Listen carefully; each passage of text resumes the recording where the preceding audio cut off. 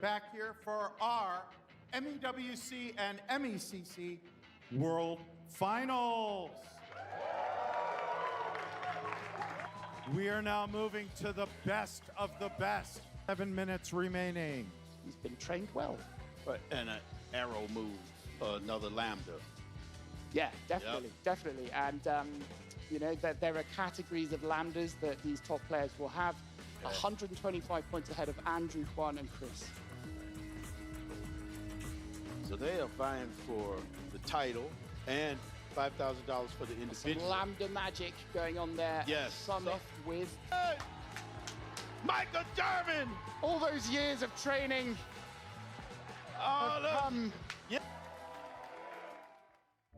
The CFA program is your pathway to becoming a globally recognized investment professional.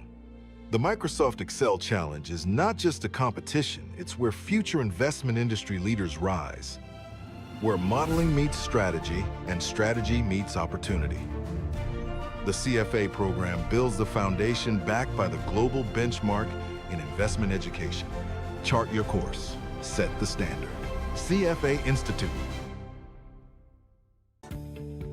If you're looking to grow your business, worrying about having the right supplies and products in stock without overspending or wasting time shouldn't be on your to-do list.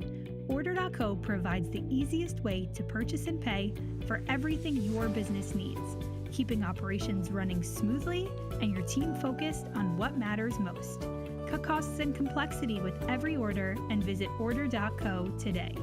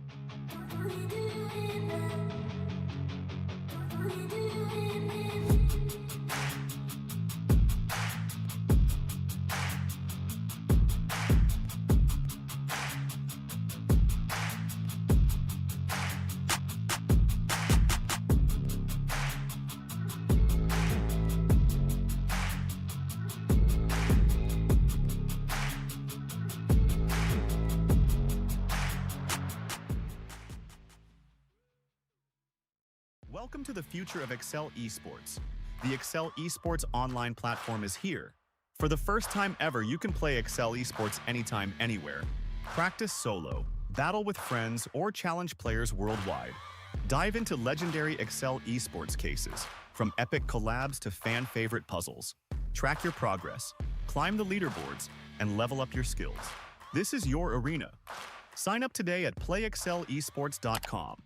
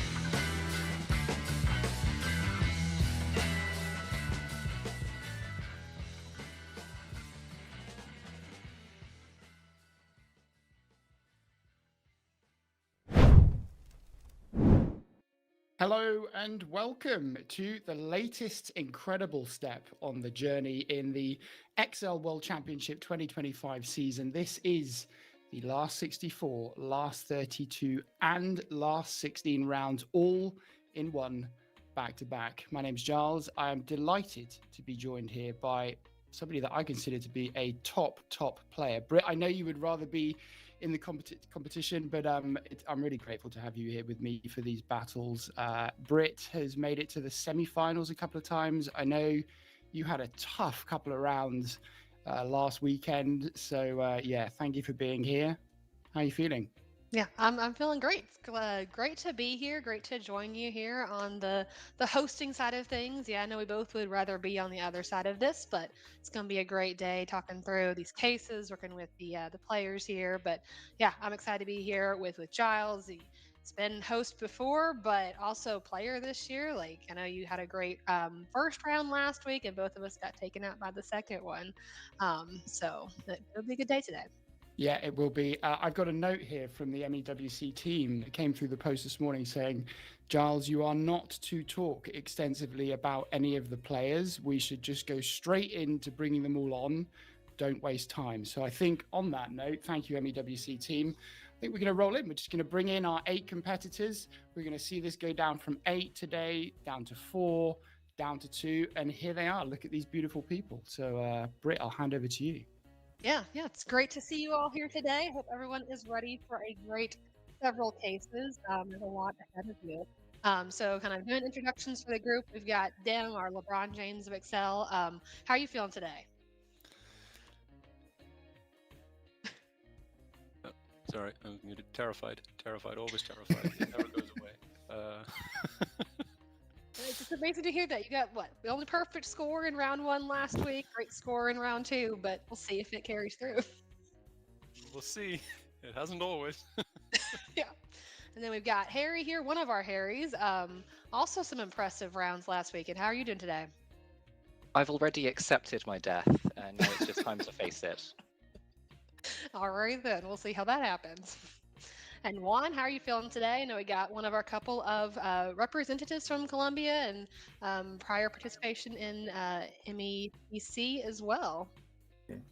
Yeah, feeling very good, very great. Like, I had this opportunity because one of my opponents withdrawn, but yeah, I'm happy for being here. Well, glad to have you here. So it'll be a fun day. And then we got Patrick, our other representative from Colombia. Unfortunate that one of you has to go down today, but hopefully it'll be a good round. How are you feeling today? Good. As Tim said, sorry, always nervous, but at least one of the Colombians will go through to the top 32. So yeah, see how it goes. Good stuff. And then we have Lorenzo, who just got pipped to the post in the UK finals. Lorenzo, how are you feeling? I'm doing very well, thank you. A bit nervous, but very happy to be still in. So let's see how it goes. Stuff. Well, good luck. And Ben, our 3 times memory champion, also in the UK finals a few months back now. How are you feeling? Feeling good. Though Lorenzo, I think, beat me in every round of the UK finals pretty convincingly. So we'll just have to see if that happens again today. Right, good stuff. And Washington, our Brazilian champion. Washington, how are you feeling? I'm really nervous, but such an honor to be among these legends here. So I just hope I can put a great performance today. Awesome stuff. And then Nikolai, who has been strong recently and called me out on LinkedIn very fairly because I sort of assumed you were going to get beaten by Diane. But you've been strong. How are you feeling? I'm super happy to be here. I'm so excited to be part of the live stream. And Giles, I knew we were meeting at an live event next week, but I just could not wait to call you out respectfully. So I wrote you the kindest calling out message on LinkedIn, and you responded in kind. Absolutely. It was very kind and it was funny. So yeah, I enjoyed it. Thank you for that. Well, look, good luck, everybody. We are going to roll straight into the case animation video for case 1, and then we'll be back. We are glad to present you the case. Seamstress Fast, designed by Peter Scharl from the US. Seamstress Fast is the greatest singer and songwriter of our generation, and she just finished up her Eons tour. You are an analyst on her tour and will get to stay on the team if you can be fearless and help calculate ticket price information for all of her concerts. Each level introduces an aspect of how to calculate ticket price information. Progress through the levels and reach the end of the game by filling in the blank spaces for each of the answers. 3 gorgeous tabs are referenced throughout the case, and the bonus questions are independent of all levels. So if you get stuck, shake it off and move on to some bonus questions. The case has 140 questions of 7 levels of difficulty and 5 bonus questions. Plan your strategy wisely. Good luck.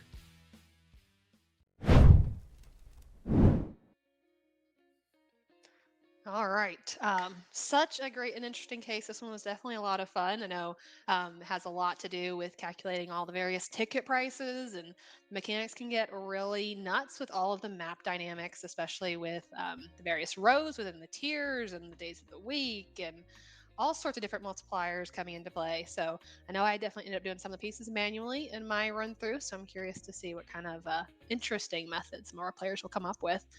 Yeah, I think that Giles, was any very, thoughts you very had? generous of you calling that fun. It's one of those where I think I'll look back on it later on and think, oh, I took some value from that. It was fun. I was okay until I got to the stadium and building the logic of how far away the seats were and the tiers. Once I got there, classic thing for me where I just couldn't find a good solution for my structure. So I'll be really interested to see what people do for that. Yeah, hopefully not a lot of manual copying and pasting, but I definitely did. Well, but so did I. I mean, in the end, and I was probably coming at it trying to be clever. I know that there's some cases that people might have some pre-prepared lambdas that might help, but it also feels like it's just slightly unique as well. So I guess we'll see. Good case though. Yeah, I definitely tried to use some dynamics from prior cases and such, but didn't find my personal lambdas super helpful. So maybe others will have a better set to work from. Okay, well, let's see. Let's bring our players back on. Any questions before we get started, guys? Everybody happy? Happy's the wrong word. Super straightforward. But just content with what's coming up? Excellent. That's the kind of silence we like to see. All right. On that note, Britt, I'm going to hand it over to you. Do you want to do the countdown and we'll get started? I would love to do the countdown. All right.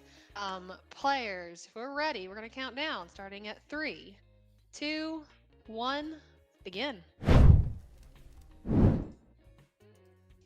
Oh, straight into dim screen. There you go. No, he wastes no time. Okay, so remember, we have got 4 one-on-one battles going on here, so you can see them listed with, some different formatting on the right-hand side. So just keep an eye on that, who's leading each one-on-one battle. Yeah, it'll be really interesting to see.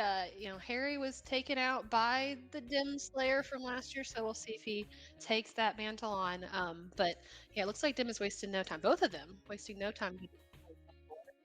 Yeah, absolutely. And I think what Dim's done is immediately kind of set up the tour list data in a table or with named ranges. So he's in typical Dim fashion, just quickly being able to pick up all those fields really, really quickly. It's something I've watched him do a lot.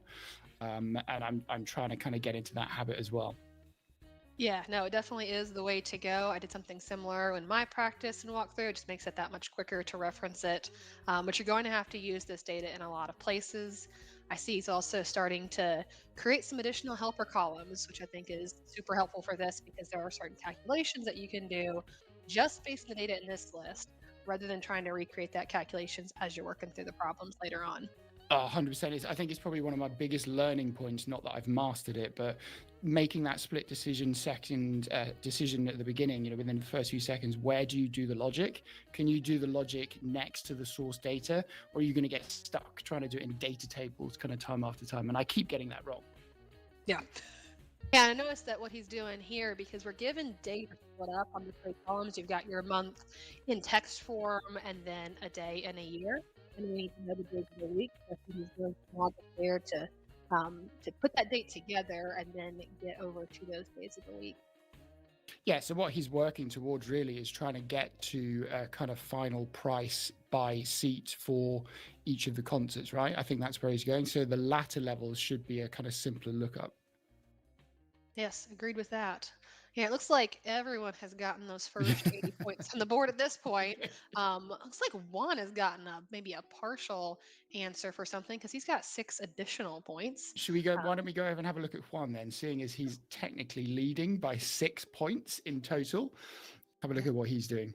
Oh, and I see it looks like he was on that anklet screen. That was something that I did notice that um, that calculation, those problems, those bonus questions don't rely on any of the other levels. So Yeah. you can actually come in here and if you do all 5 bonus questions, you don't need the case, and then you can get more points than you get on level 7.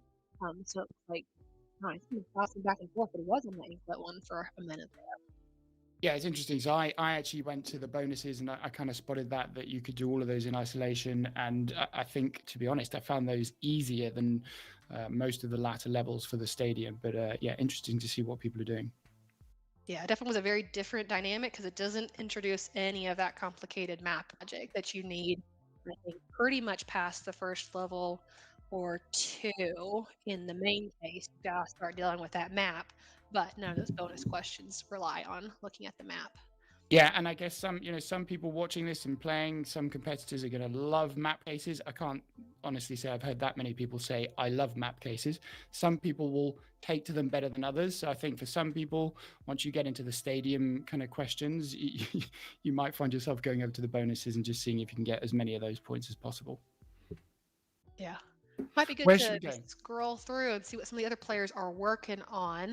Where do you want to go, Britt? Let's go look at Lorenzo. Let's take a look at a player from each of these brackets, and then we can go look at some of the other folks. So we Where's have a Lorenzo kind of to? almost UK battle here. Lorenzo's kind of half Italian, half UK based for this season against Ben, our 3 times memory champion. So what is Lorenzo doing? Looks like he's also working on trying to figure out that date logic. So this seems to be causing a little bit of a delay for all the players having to do that translation. Looks like a few different methods. Looks like he took a method similar to me, which is mapping that out and then look up and trying to put them together. Yeah, interesting. I actually built a lambda off the back of trying this case, which was to just give me the weekday of any date. But again, I think it's interesting to see Lorenzo. He's just having a think and a read by the looks of it. But I think he was also trying to get kind of the final price data in that source table, which is definitely the right way to go. Let's have a look. Should we go over to Washington? Let's see what Washington is doing. Looks like he's also working through that weekday logic. So a lot of similar things going on, but he's got the weekdays pulling it in. Of course, he's setting up his model in a way that I've done a lot of times. You've got a separate tab, build out that data model, build it out for the example, and then can put a data table on it and test it for all of the other places in that level. Yeah, and I wonder whether it's just a sign that we're kind of heading towards the finals with more experienced competitors who've been doing this quite a long time. There, as far as we've seen so far, everybody's made what I would kind of subjectively call the right decision in terms of where you do the kind of base calculation logic for the prices. Yes, absolutely. And you can also see kind of in live time, he's making some choices on his formulas. He gets started with that X over the index with those weekday multipliers. The same thing all the time where I start with one formula. I'm like, wait, nope, need to switch it. But I think the hallmark of the strong players is being able to assess that very quickly. Yeah, definitely. But also interesting, a level 2 question, and he's already gone over to a data table. So, I think in some of the early rounds of the season, you might not expect to do that until level 3, 4, maybe a bit later. But level 2, and we're already in data table territory. It does kind of show how quickly this ramps up just in terms of the logical steps here. Yeah, even though it's labeled as very easy, it looks like he just got through level 2. So he's going to be on to level 3, which this is where we start to see that rose on the tier. And yes, I shudder. I went through this and thought I had an approach and realized it only worked for half of that. So, like I said, very curious to see how he and others will start to address this. I'm guessing that. Yeah, so let's see what he does. He's gone to a macro. Yeah. He's gone straight to a macro. So he's obviously got something pre-built that in theory will help him with maps like this. I suspect that has tagged each of the colors with the description from the key on the side. I might be wrong. I got that far, and then you realize, oh god, actually the logic for each tier is completely different. So I'm still intrigued by what Washington's going to do. This is a pretty tricky moment, because if you can't get this right with the right numbers for the kind of distances and the tiers, you're in real trouble for the later levels.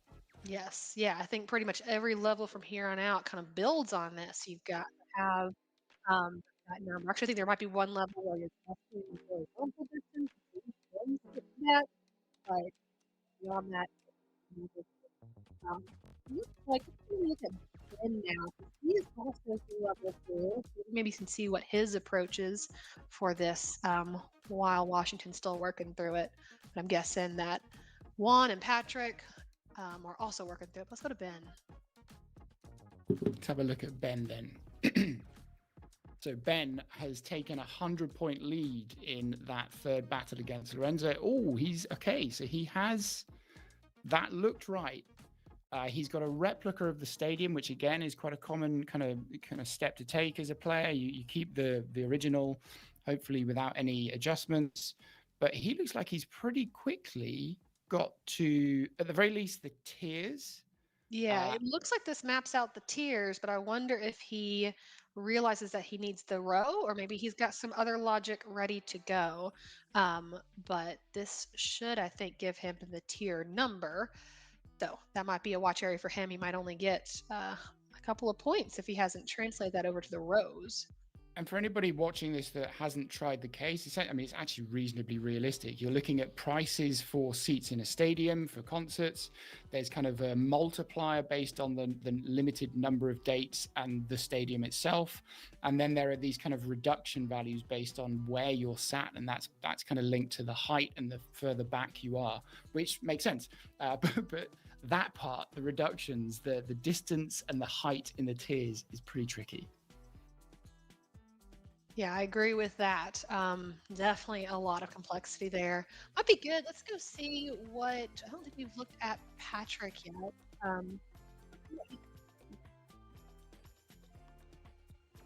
Okay, so we're looking at Patrick. I think it's worth just recapping the scores as well. So Dim has taken about a 200-point lead, and then everybody else is pretty much neck and neck, apart from Ben being 100 points ahead. All right, so what's Patrick doing?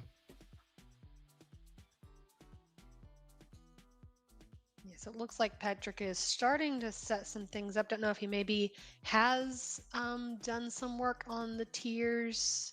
Okay, here we go. In there. Yeah. He's got some pre-built stuff, yes. But looks like, yeah, he also has a map built where he's got the tiers numbered.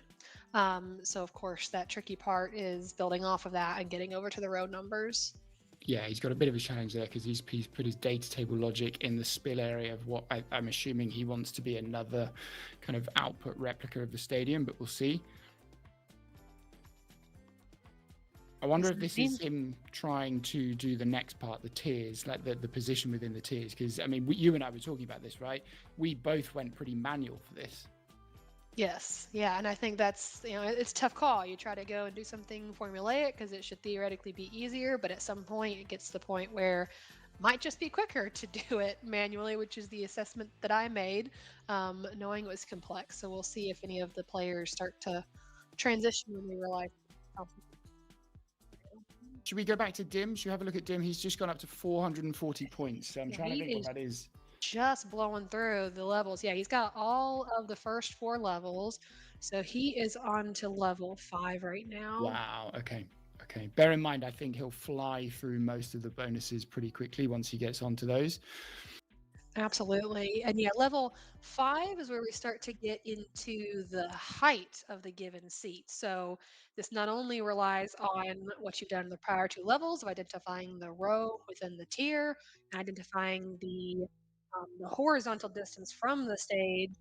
But then there's also assumptions built in on our table about how much space there is between the tiers, and so it's bringing all those things together. So building on the prior 2 levels and adding in a few additional pieces. So really didn't figure out a quick way to get to those row numbers. Yeah, as you said, this is a really nice case in the sense that the logic does build on each level. I wouldn't be surprised if Dim's going to be kind of building the logic for the multipliers, for the reductions, lambdifying it in some way, because he kind of created that term. I wouldn't be surprised if he does. And then if you can get to the final level with all of that logic, you've basically got to work out the total price of all tickets. So you've got to kind of take all of the logic from the prior 6 levels and then apply it to every seat in the stadium. Yes, yeah, and I definitely struggled with that part of it, so I'm curious how well all of Dim stuff will translate when it gets to that point. Looks like we've got a few other folks with some partial scores on the screen.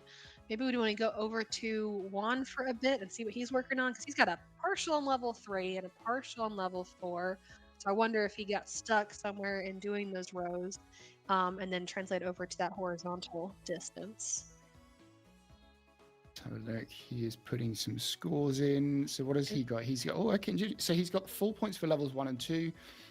Something's definitely gone quite wrong at level 3 at the moment then. Oh, he's moved on to the bonuses. Okay, he's gone on to the anklets. Yes, gotcha. Yeah, I was about to say, like, it looks like he's switched up, which is, perhaps a good approach of you get partway into it, get stuck, maybe just need a brain break. And these are so uniquely different that it might come, really easy to get this and get some good points on the board. That's definitely been my tactic quite a lot, though I say tactic, that's probably overplaying it. But with the bonuses, I've kind of reached a point in the levels where I've gone, oh, that's hard. Let's have a look at the bonuses. Maybe I can get some points there. Well, yeah. Tactic is definitely blowing that up beyond what it is. And a lot of times the bonuses do require that you've done certain levels in the case. And, it's nice because a lot of times you can just add something on quick and get some extra points. But kind of like this too, where it's something completely different to go and address. So in this one, the premise is you've got, a bunch of beads on the anklet, and then there's multipliers, or there's bead values, there's multipliers to the next bead, and there's this whole concept of certain strings that show up and adding more points there. So the bonus questions are all around which anklet has the highest value, what's the total value over everything, some stuff like that. Yeah, and I know for me, I actually built a kind of a separate data table structure here. So where Juan is now, I was doing pretty much the same, but I went vertically and I was just doing each of the steps of logic for each of the kind of adjustments to the price. And I completely didn't, by not reading the question properly, missed the extra bit where if certain words are in there, you've got to plug in another value. So that was an interesting mistake by me. Yes, it was an interesting component, but hopefully something that everybody will recognize. You can get in there, you can do a search and find them. But I do see that Juan here has used one of his custom lambdas, so it looks like he's got one that splits out a string of text into the individual pieces, which allows you to then do all the lookups on those values. So we'll say it looks like you're struggling with one thing I initially struggled with, is like all the numeric fields, and when you split out using those text functions, you get text instead of numeric values, but then the lookup table is numeric. So looks like he's working through that now, but struggling given the mix. Jean, I don't know if you've seen this, but Jean Wally showed me an amazing trick. One of the only things that I've kind of kept in my memory, because he gives me so many good tricks, but just adding kind of and then double quotation marks to the lookup value in the array just always converts everything to text, which works brilliantly. Oh, that is clever. I'm going to put that in my toolkit, because I was over there like adding a single quote to everything. Yeah, it works. So thank you, Jean, for that. All right, where do you want to go next, Britt? I think let's go to Harry. Looks like Harry's still stuck, working through things. Of course, Dim's flying ahead, so Harry's got kind of a hard road here, but see what he's working on. Is he seriously working on his Excel screen at that size? That's making me really stressed for him. Does he not want to expand that? He's trying to save the time of switching between the system to drop the answers in. All those seconds count. Wow. It's like a swimmer with you got to get the right swim gear to watch the aerodynamics. So. Okay, each to their own. It does make it quite hard to see what he's doing, other than he's definitely playing around with the stadium logic. I can't see the numbers, so I don't know whether he's managed to get the kind of tiers right with the hierarchy within the tiers. Where is he? So full score for level 1, partials for 2 and 3. It looks like he's gotten part of the row logic correct, but not all of it. So seems to be struggling through and working on that. Did you find? So I found like when I got to the manual part of the distances, even the floor part, getting the distance from the stage because of the shape of the stage, was pretty horrendous. I don't know if that's just me. Yeah, I tend to do. There's some ways that you can kind of just add like if it's a certain color, like the whole macro that translates and gets the codes for each one, you can do some logic that says, hey, if it's the black color, then that's just 0. Otherwise, add 1 to the distance of the closest cell. So I ended up taking an approach like that, where I dropped some 999s all around the map, put some 0s on the stage, and then use some circular logic to get all those horizontal distances. Ah, nice. I wasn't sure how to apply the kind of standard circular approach to that, but yeah. Yeah. Clearly you did better. Right, where should we go next? Where would you like to go? Let's see, who would not looked at? Nikolai, we looked at him yet. I don't think we've seen what he's been up to. Oh, he's got something here on the diagonals. Okay, so he appears to be maybe semi-manually trying to apply the row logic. Yeah, so I think he did it by block. So as you mentioned, the logic kind of changes depending on whether you're on the side of the stage or the front.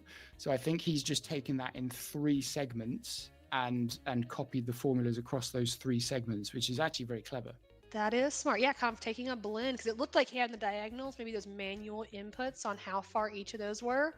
And then he put a formula across the row, I suppose across the column on the sides, to just look to the side to find that. So that's like a nice blend of manual and formulaic. And I saw he was using the go to special, so he could go to the places that didn't have something in the cell. I don't know if he looked at just the constants or the blanks or whatnot. But that's the question about this setup now, which will be super helpful in all of the future levels. Now he's got that row number for everything. Yeah, so let's have a look. I think he's just got the right answer. I'm not sure what he's just sense checking. I thought he just confirmed that the example was 33 and it looked okay. He's seen the times by 3 part, right? Oh, interesting. Oh, is that what he's looking for? So maybe I don't think he's got the tiers working with the numbers within each tier, right? Because you want to have it repeating, don't you? You want to have this is 1, just 2, the 3, 4, 1, 2, distance 3, from 4. the stage.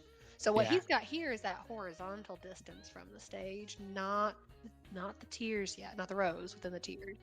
So this is what we were saying though, right, Britt? Like you try and find this really clever formulaic approach, and actually it's one of those that you might just make a split decision at the start if you're experienced enough and go, oh God, I'm just going to go manual, which I think is what you did.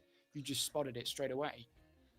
Yeah, I didn't get very far into it. I wrote a few formulas and then I'm like, nope, this is not working when I copy it everywhere. And it's not working because just the dynamic of the opposite sides of the stage. And like I thought, maybe you could do something with, I had, a copy of the map set up with all those color codes. I was like, well, could I use some logic to say if it's a different color code than the cell next to it? But again, just was going to be overcomplicated to work for all of the different directions at the same time.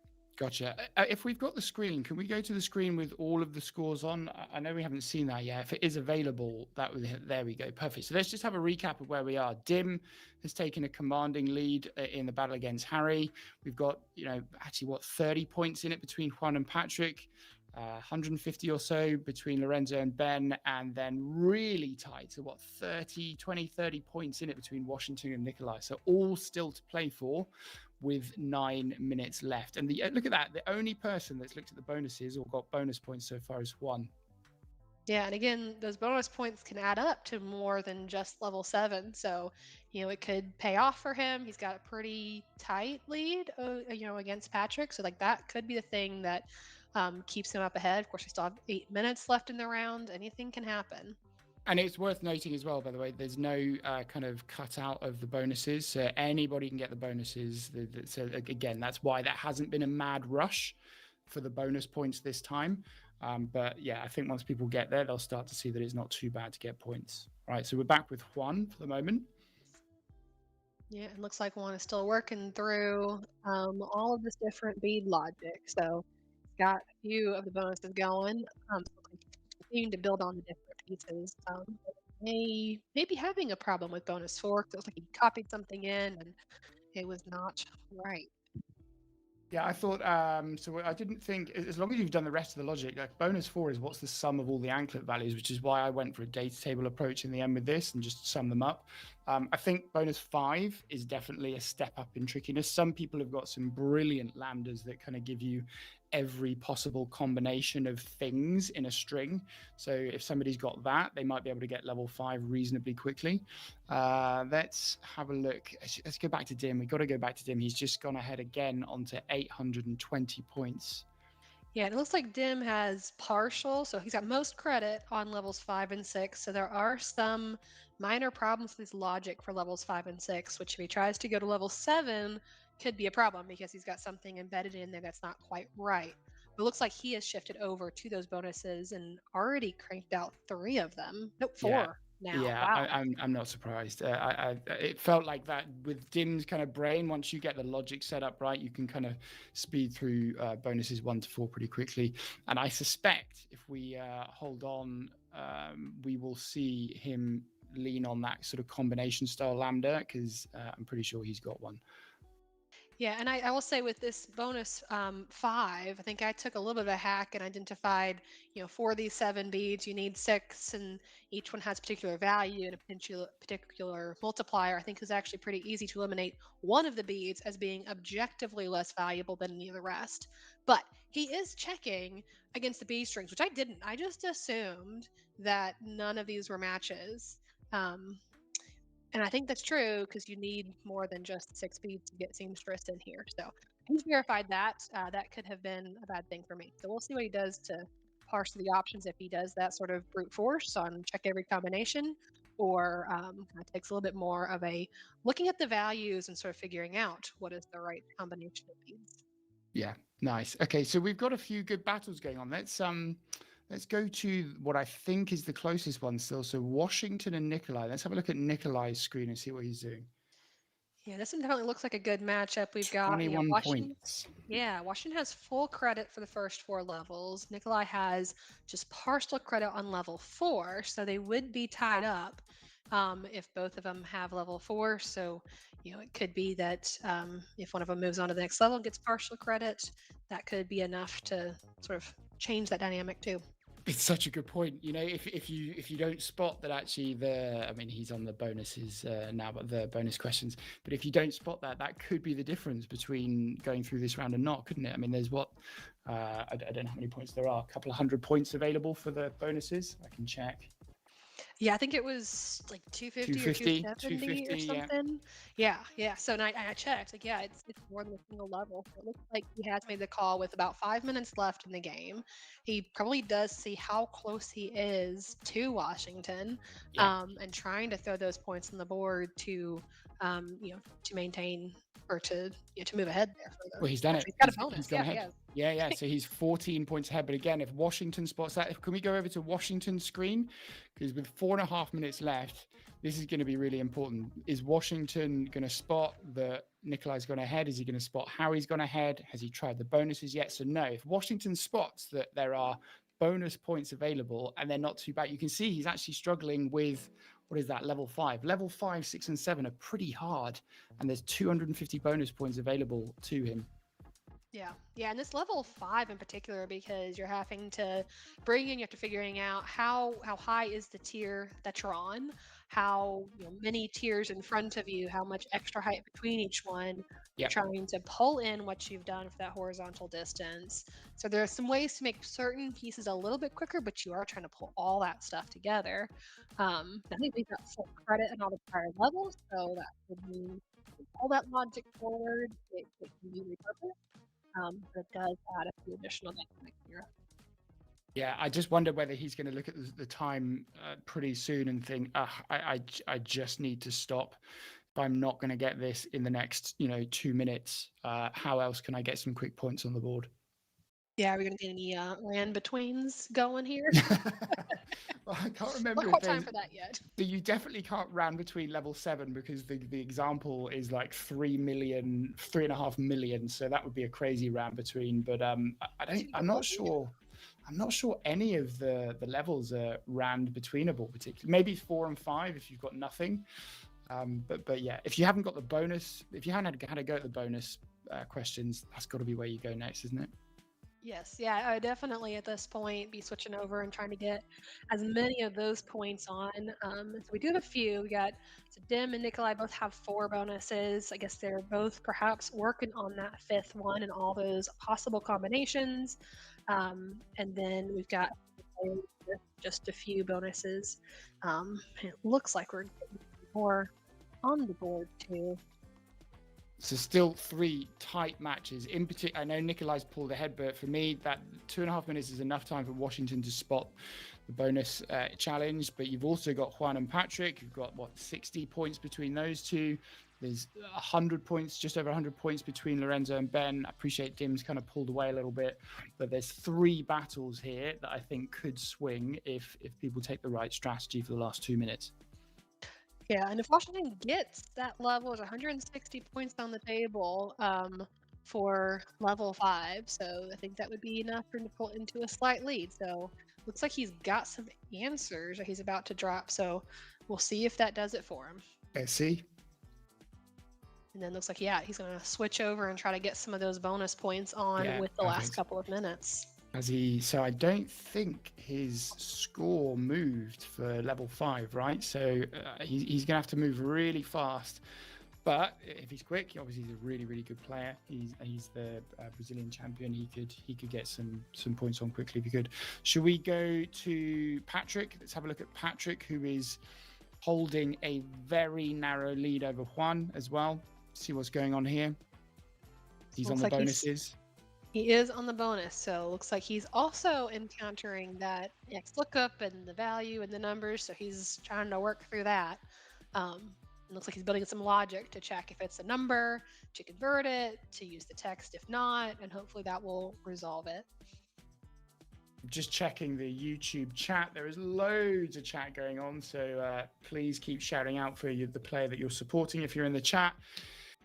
40 seconds left. Where's it going to go? I think Dim has probably claimed this one, but Juan and Patrick could still swing. Lorenzo's taking a pretty good lead there in the 3rd battle, and I think Nikolai might have it with less than half a minute to go. Yeah, and it looks like Lorenzo, he's got a small amount of credit on level 5, so I wonder, do you want to switch over to Lorenzo and see what he's working on?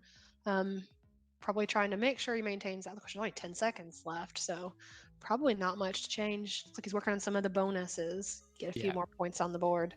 I think we've got our 4 winners for this round. Here we go. 3, 2, 1, go. Wow. That was pretty intense. All right, so Dim has claimed victory. We have Patrick has gone through, Lorenzo, and Nikolai, who basically came through by going to the bonuses with about 5 minutes to spare. So brilliant. All right, let's bring our players back on.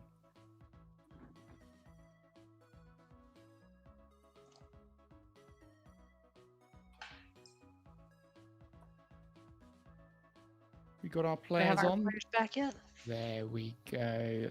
Oh, welcome back. How's everyone feeling? Sigh of relief for being done. Yes. That was super stressful. Not going to lie. Yes, like it was Peter really lulled me into a false sense of security. I'm used to like easy breezy Peter Charles cases. This wasn't that. Yeah, there definitely were some tricky ones. It was interesting watching all the players at a few points kind of all struggling through some of the same things. It looked like the rows within the tiers tripped up most folks, but them seem to have moved ahead. You came up with some sort of solution on that pretty quickly. I don't know if you ended up going manual or taking a formula approach, but we missed it on looking at other people's screens. Yeah, I did it a formula approach, eventually.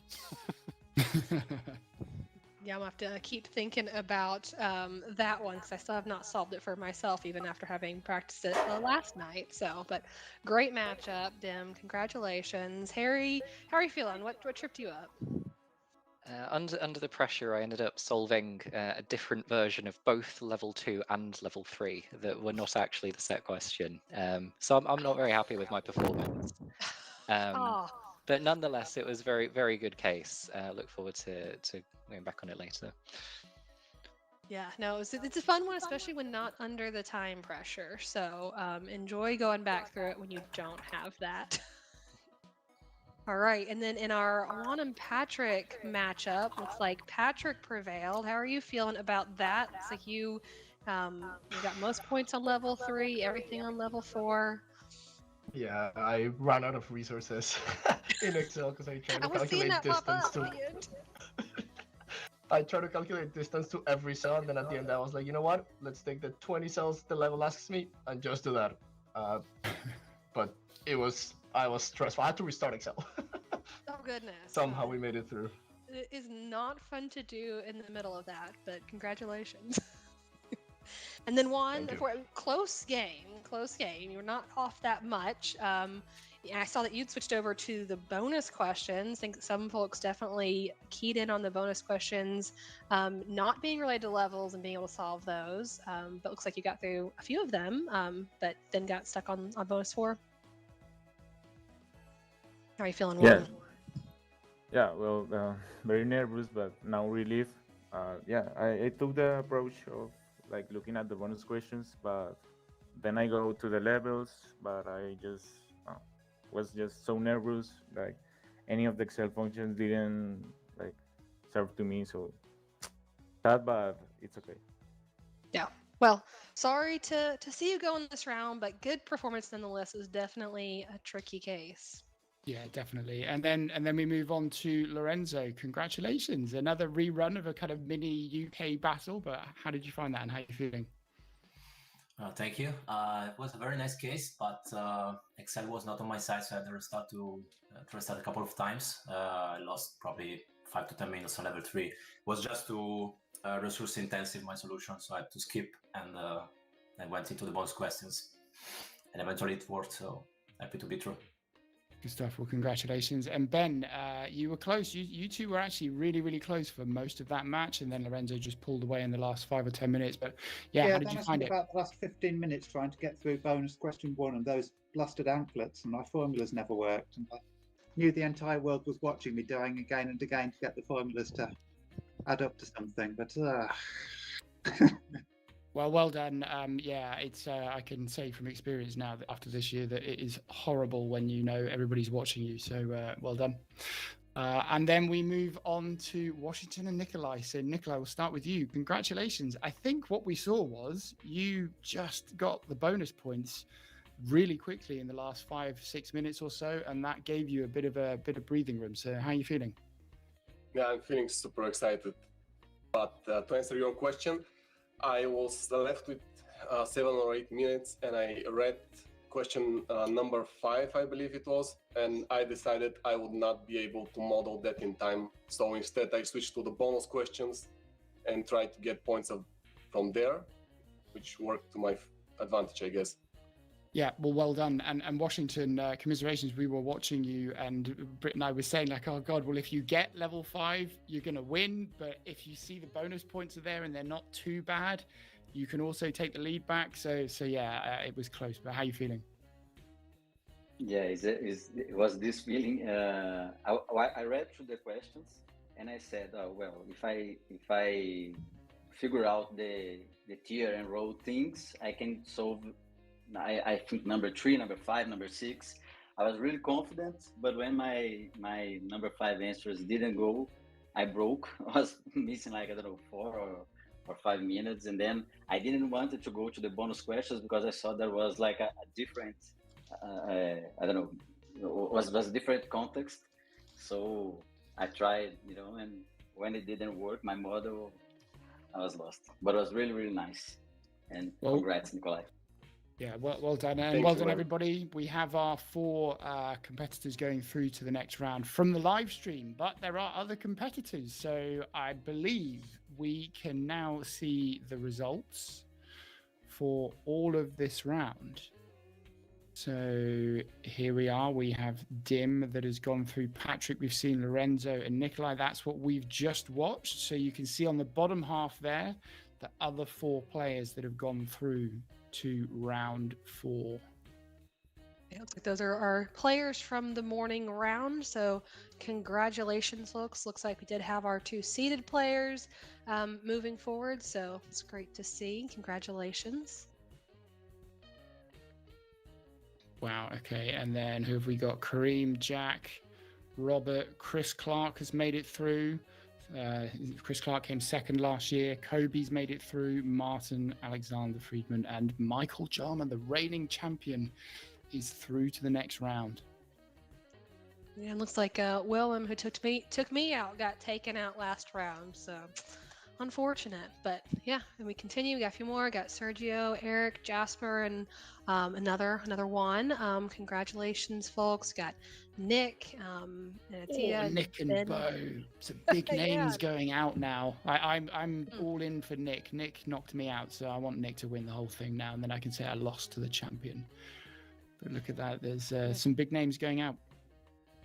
And a few high scores there at those thousands. I didn't catch the scores when looking through before, but it's always interesting to see some high ones. All right, got a few more names here. Got Ben, Vincent, Adam. Congratulations. Got Tim and a Timothy. Look at the bottom of that, Brit. So Andrew Nye has got through. I mean, he couldn't make any mistakes there because Lynn was 100 points before him.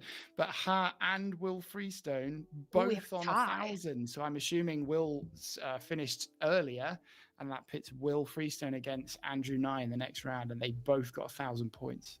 Yeah, those ties are always interesting, but yeah, time will be the first tiebreaker, and then I think it goes down like who registered first. But I know I was in a tie last year where the time made the difference here, so That's important incredible. if you get done, submit that case. And I was Ha is our UK champion. I was going to put the fur coat on Ha for the finals if he got there on the stage. Maybe it's going to go to Will now. I don't know. I haven't asked him this. He hasn't agreed to it, but maybe he should. Make it happen. Why All right, I not? think we got one more page, right? Or is that the last one? It's because it says section 7 out of 8 on the top left, which Yeah, I makes was really me thinking, think it's we do. Yeah, I was like, that's page 7 and 8, but maybe that's section 7 and 8. I think that's it. I think it's there you go. I'm judging We by the can count. screen We just can count. moving. That's our hint that there are no more screens coming. All right, so I think there we are. We have all of our players that have made it through to the next round. We're going to take an ad break, and there's no rest for the wicked here. We're going to move straight on to the next round after that. Welcome to the future of Excel Esports. The Excel Esports online platform is here. For the first time ever, you can play Excel Esports anytime, anywhere. Practice solo, battle with friends, or challenge players worldwide. Dive into legendary Excel Esports cases, from epic collabs to fan-favorite puzzles. Track your progress, climb the leaderboards, and level up your skills. This is your arena. Sign up today at playexcelesports.com.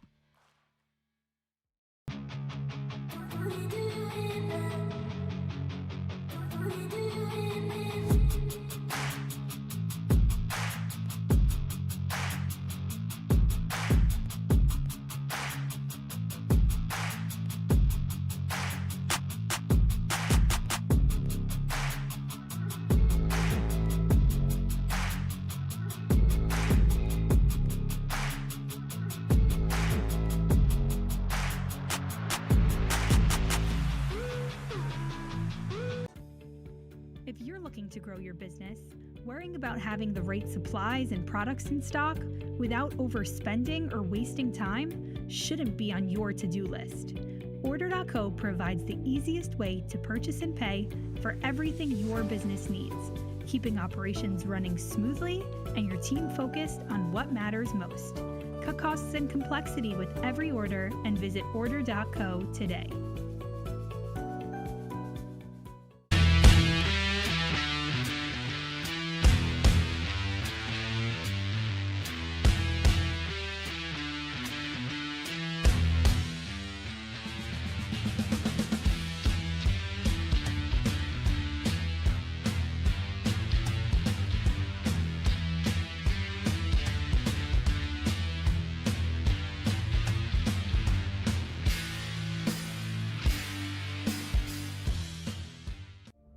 CFA program is your pathway to becoming a globally recognized investment professional.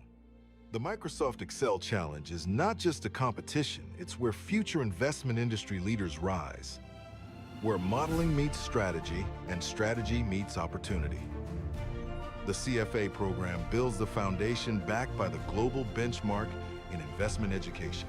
Chart your course, set the standard. CFA Institute.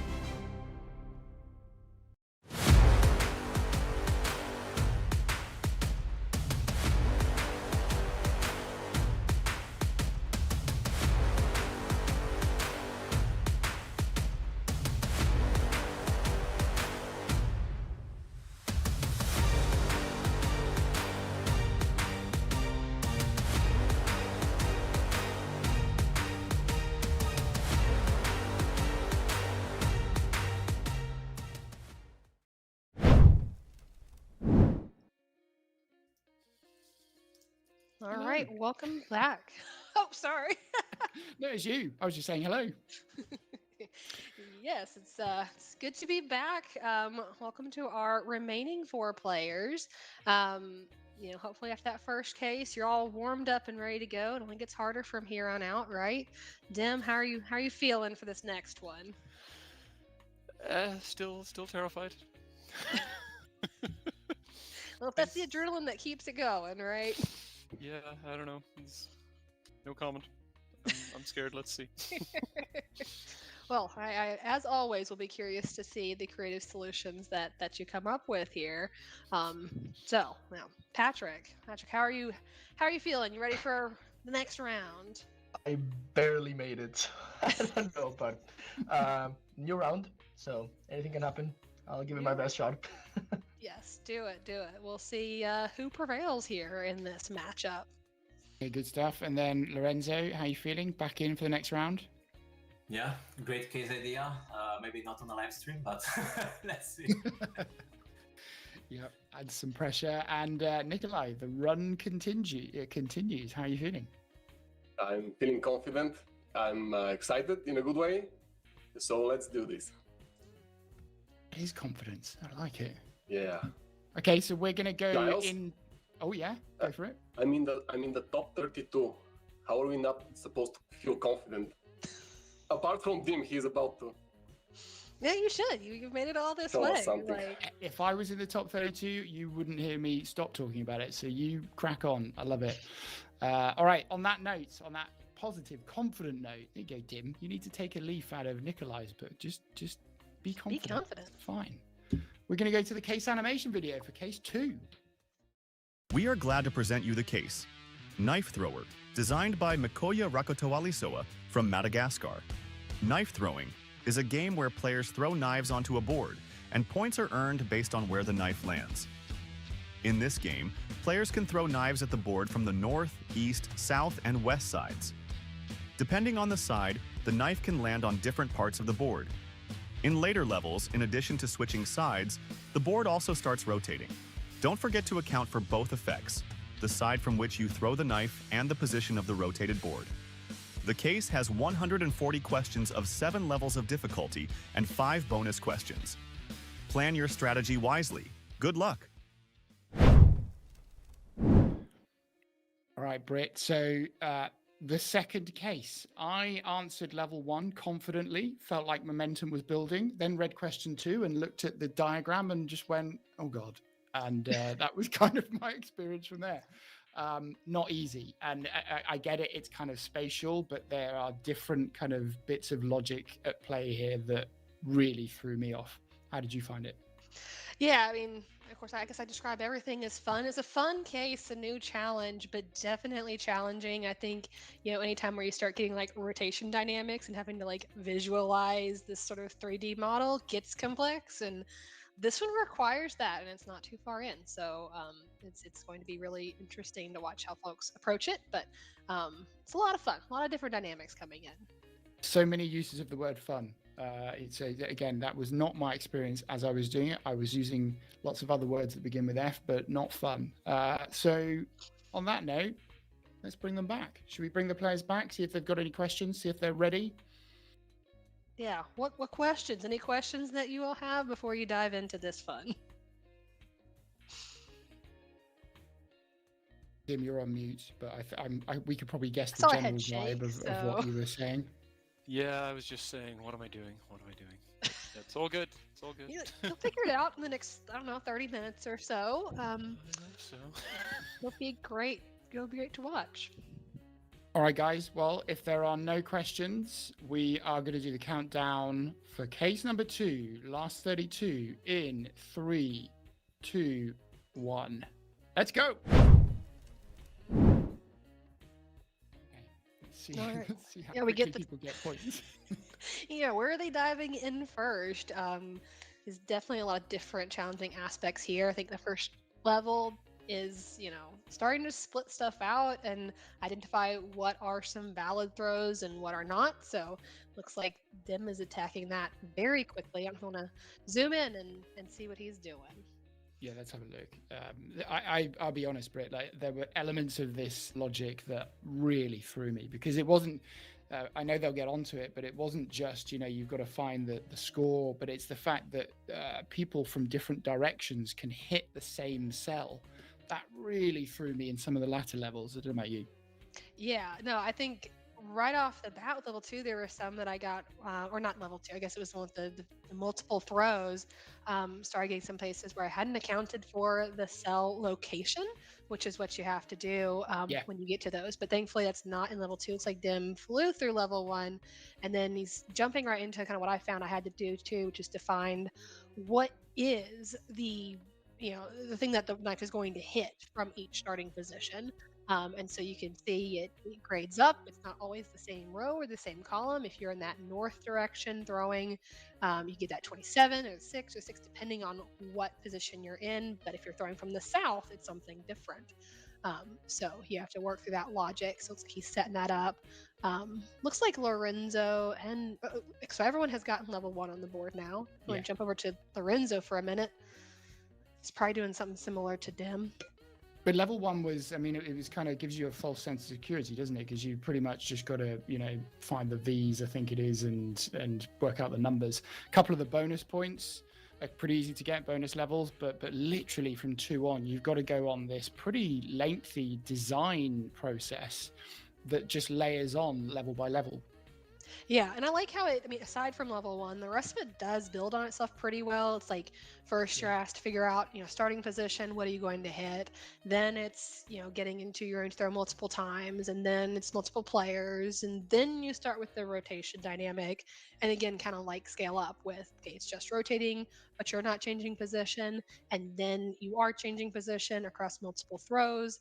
And then add in another player to the mix. Curious if anyone will get to that level 7, but looks like Lorenzo is setting up his separate tab, trying to pull in and determine what those various throws are. Looks like Patrick. Really interesting. Yeah, we can jump over to Patrick. I'm guessing he got a bonus question. I think so. That's probably bonus 1. It's got to be bonus 1. Yeah. Yeah, which bonus 1 builds off of the level 1 logic. So it's like that level 1 logic you can use for level 1. You need it again in level or in the first bonus, but then you're not really reusing that anywhere else. Yeah, but even then, from bonus 3 onwards, you have to start getting into this territory of, is it a valid throw, not flow? Is it an invalid throw? And that means you've got to get into the logic of, okay, is it the first time a knife has hit this position or not, which is pretty tricky. Yeah. Well, it looks like, is Patrick's screen freezing up here? Or that is not the fun thing. Feels like Patrick's just had a nightmare with Excel all day. Yeah, I think it has. That is unfortunate. Okay, so we're on to Nikolai. And again, Nikolai is... So I'm guessing what he's working through is not only kind of what is the score that you get if you are in every position, but you've actually got to kind of get the cell reference as well. Well, that's how I had to do it, so that you can then kind of keep count of, has somebody kind of landed here before? It's really tough. And I see, like, he did an interesting approach here. So you've got to get where the person from, for instance, on the east side is throwing, and it has that sort of that stair step pattern. So he used a sum function to sum the numbers across all those columns, knowing that there's only one number that shows up. So that was a clever addition there. I nice. used like a filter and a take to get down to the numbers and take you to the first or the last one, but that was eloquently simple. I like that. And that's the kind of thing. Nikolai's been really strong, and kudos to him. But it's simple decisions like that. I used an offset. I was trying to use the row and number, a column counter, and an offset by rows or columns, but it was pretty fiddly. Yeah.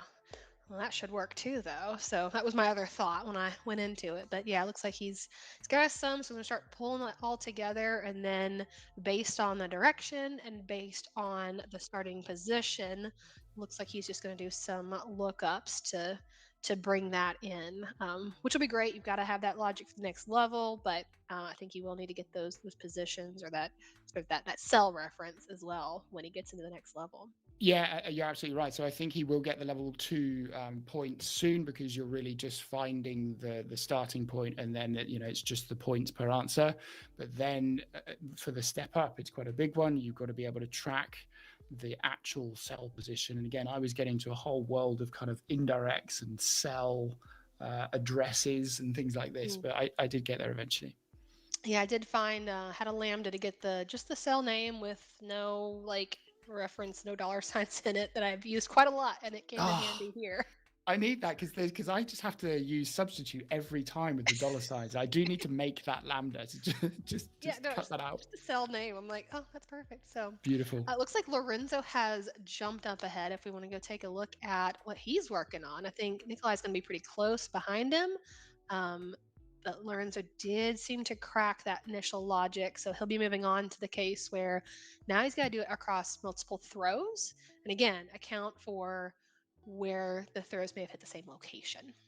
Yeah, tricky. And for anyone that's watched any of Lorenzo's videos, he again is very comfortable switching to this sort of data table approach. He's one of the guys I saw first that had pre-built macros that would just at the click of a keyboard sequence give you the structure you need for the data tables.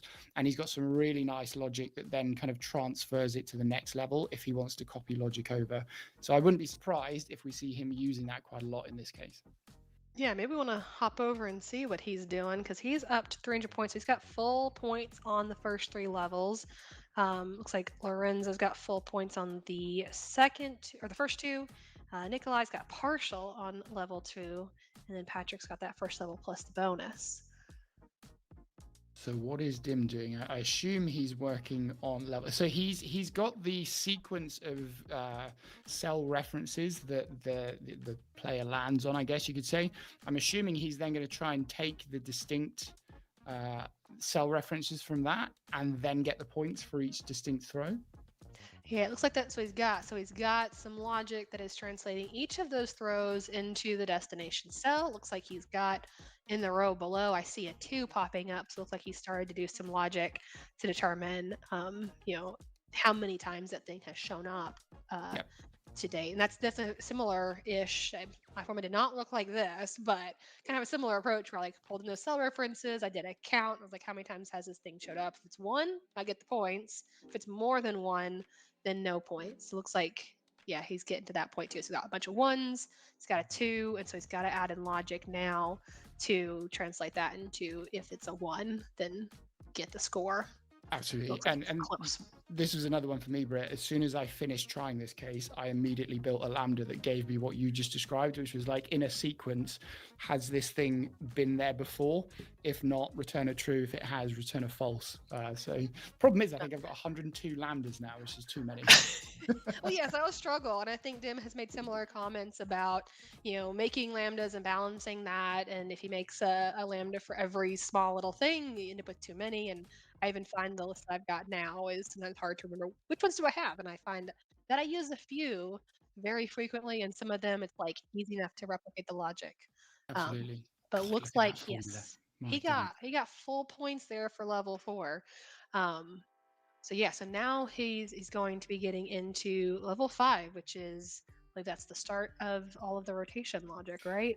Which is, I mean, out of all of the kind of rotations and shifts in arrows and things like this, there's an extra little nuance that I think you and I both hit, which is the logic changes in a different way depending on whether you're north, south, or west and east, right? Yeah, because I think when I were comparing notes, we kind of take the approach of it's like based on the rotation. So this board is rotating, but you can act as if the person is just changing their starting position around the four sides of the board. But position 1, when you are on the north side, is the same as position 1 if you rotate it one time. But if you rotate it 2 times, so you're on the opposite side, that's position 39. So you have to build that logic in. But at least those are pretty readily apparent. I think with the hints that they give on the rounds, they do highlight if you've got that part wrong. So should be easy, hopefully, for people to key in on if they get that one wrong. Fixing it, maybe another thing, but keying in on that's wrong. Yeah, I think that's right. And, for me at this level, when you start to get the number of rotations is essentially in kind of half or, 0.5 steps. I was leaning on a kind of pre-built mod lambda here to pivot through the 4 directions. But if you haven't got those kind of things set up, there's a huge amount of logical steps to go through from scratch.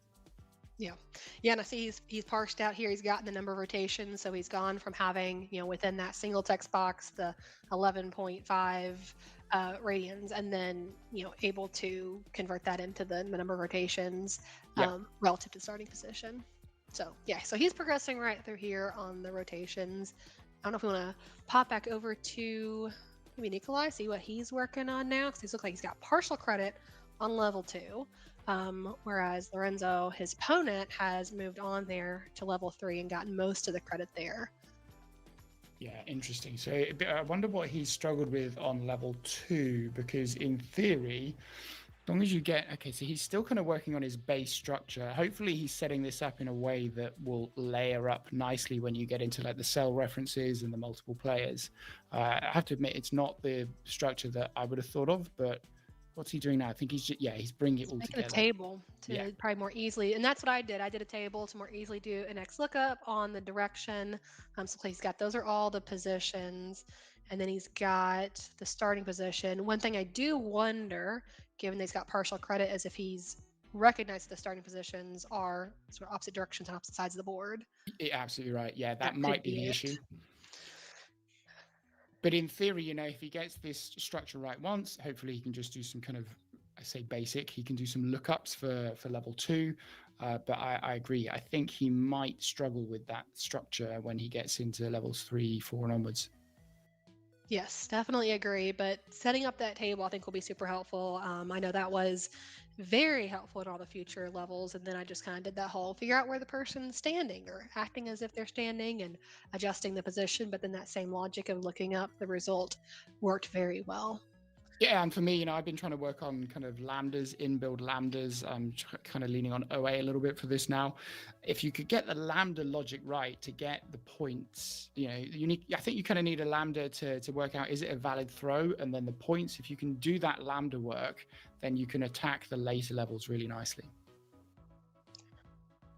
Yes, that's definitely true. It looks like so he's got more partial credit on level 2. So he's fixed some of the problem, but perhaps not all of it, and he's still looking at it, still trying to figure it out. Well, it looks like he was looking at half of the counter reference from 1 to 39, so I wonder whether he's just spotted the fact that there's an issue where the logic kind of reverses halfway through, and so I think that's what he's doing. Yeah, so he'll probably get that solved soon. I think once he unlocks that, he'll get that full credit, he'll be able to move on to the next problems. If you want to maybe pop over to Lorenzo, see how he's faring. So we've got Lorenzo with most of the credit on level 3, but he is missing 10%. So I don't know if that is something to do with that, the knives landing on the same locations, or if there's some other element that's not working. I think that might be it. That must be really frustrating to look at that on a live stream and think, oh God, it's like 90% right. What do I do? Do I try and fix that for 10%, or do I just move on? I think it was me. I'd probably just move on. But it's easy to say that when you're not on the live stream. It is so hard because it could be that it's a fringe case. It's not going to pop up again. But if you get these levels that really build on each other, it could just become exasperated further on, depending on the nature of the problem. So it is a decision point that he has to make to figure out. It looks like he had elected to move on because that was level 4 he was just working on. So he's got partial credit on that now. So he had 90% on level 3. He's got 80% on level 4. So perhaps whatever problem he has embedded has persisted as he's then moved on to looking at the turn-based play. So level 4, you've got 2 players, and they're taking every other throw. And if either player has previously hit it, then it's not a valid throw for them. I think you're absolutely right. My suspicion is, as you said, that he's not quite got the void throw logic right. And then as you work through to the next level, that's just going to pop up in more lines. But equally, I mean, 15 minutes in, Britt, do you look at this and go, hey, if I just keep getting partials, it's going to be hopefully enough to get me through? I think that's probably one valid strategy. Yeah, I mean, you could, but then the problem could be that if you build too much more logic and you then go back and figure out your solution, you have to go in and fix it in every place. Yeah, sure. So with this much time, probably want to spend a little bit of time trying to troubleshoot, but again, it is so hard because you could end up sinking a lot of time trying to figure it out, and sometimes just stepping away and coming back will help. Looks like Patrick has gotten some partial credit on level 2. So no, he had the crashing that he's had to recover from. So let's see what he's working on there. Good idea. All right, so it looks like he's setting something up in a column format, but it looks like maybe he's trying to get at what they're hitting. I saw a lot of 1,000, so I wonder if there's some sort of logic that's built in on the board if there's no value there, if it's 1,000, so I kind of filter out those in mass. Because I see the points show up in like row 16 and on, but yeah, doesn't seem to be working for him. No, unfortunately not. Okay, so he's got a couple of bonus kind of points on the board, but yeah, I hope he didn't lose too much time with XL kind of dying on him, because you can't really afford to lose time at this stage in a case like this. Well, yeah, and it's not just the time either. Like, there's a mental component of like the thing crashes on you midway, and then you're scrambling. You've lost the time. You may have lost some of the work, so it's a really tough position for him to be in. But hopefully, he can recover and make some progress. But we know he's got a rough road ahead. It looks like Dim has gotten some more points, so I guess he did figure out the rotation logic and is moving on from there. We'll switch over to Dim and see what he's working on.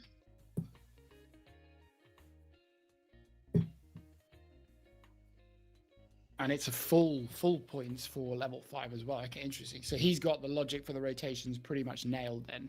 Yeah, and he keeps building on that really solid logic. He's probably in a really good place. I think level 6 and 7, he's got enough time. I think that he'll be able to get those if he builds off of his level 5 logic. But it looks like he has switched over to bonuses. So he's trying to make sure he gets those on the board. So he should have no problem getting through.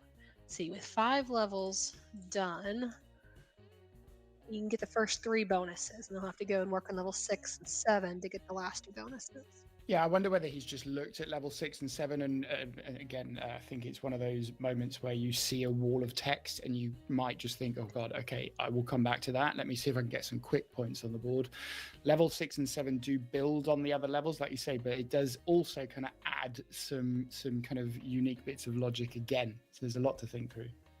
Yeah, I think level 6, honestly, my hardest part was what I had built for level 5 didn't translate well to copying over for 10 throws. So like all the logic was there, and if I had built it in a more column format, would have translated well. So I wonder how Dim has set his up, if he will find that a lot easier because he bought more ahead than I did. But that was, I think, one of the hardest part was getting to level 6, but then 7 had that huge step up of you got the opponents throwing against each other, and then you also have the idea of extra throws being thrown in there too. Absolutely. And I mean, he's going just for the solution to the right of the main case tab, but you can see this is getting pretty complex. There aren't that many people that can do this in battle, very heavily nested let with maps and God knows what else. There's probably a few pre-built lambdas in there as well. And like, I think that decision point, Britt, between, you know, how do you try and solve it? Do you try and go for a single cell solution that if you could lambdify it, that's great. But even without that, can you just quickly copy that logic down to another level? Do you try and stick it in a data table? But sometimes that can be difficult to transfer over to a new level. It's really tough. It is, and I feel like every day I'm making different choices on that, just continuing to strengthen up that muscle memory on when it makes sense, because I have come across things where the single cell formula has worked well up to a point, and then you find yourself having to translate over to a data table, which is extra work because then you're having to reset all your references, maybe split out different things. You know, this one I definitely had more of a separate tab type of approach on a lot of the pieces, which proved to be really helpful in those later levels. I think I only attempted to solve the first 2 levels and like on the case page itself. Absolutely. I'm just looking at the YouTube chat. XL Robots just said, "Is Dim stuck?" Probably not. But to be honest, he's probably getting there. Somebody Breaking XL just said a nice complicated let formula there. Yeah, for most normal human beings, that is complicated. I think for Dim, that's just a regular Tuesday morning or Saturday evening, however you want to look at it. Yeah, it's just as easy and natural as us, you know, saying good morning to a friend. He's throwing down those complicated let formulas. I built a complicated one or two, but like in the moment, in the time, like oftentimes I feel like splitting it out is easier because when something goes wrong and you're troubleshooting, I mean, we saw some of the folks getting into things and trying to troubleshoot and figure out what's wrong. It's like it works if it works, but when it doesn't, it can make it more complicated. It's really tricky, isn't it? But, you know, there's little lessons I think people pick up from people like Bo. You know, for me, just setting up your let nicely and, you know, with clean line breaks and using output as the last step so you can then switch between your variables. Little bits like that are really helpful if you're trying to do a single cell solution. Absolutely. And then lots of practice. So I know that Jim's put in tons of that. You get the muscle memory, and it really does make a difference. So wasn't it funny to think, you know, Dim's been doing this, I think, longer than anyone else. I think it's got to be a good 15 years. He was kind of model off years ago. I know a fair few players were model off as well, and he still gets nervous. It just goes to show, you know, no matter how good you are, I think the pressure of just being on a live stream or just in these final rounds does get to everybody.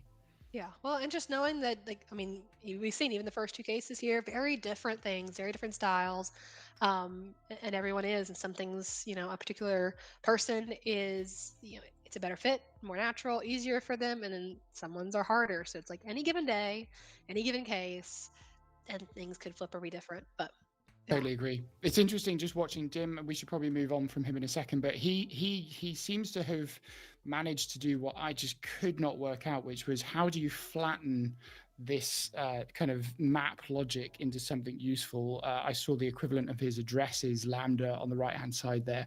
I just couldn't figure out how that would look. But should we go over and have a look at somebody else? So let's have a look at Lorenzo. I think he's just put more points on the board. He's up to 580. So Lorenzo has taken a pretty decent lead over Nikolai. 2 very, very strong players. What's Lorenzo up to? And it looks like Lorenzo did solve because he had that partial credit on level 3.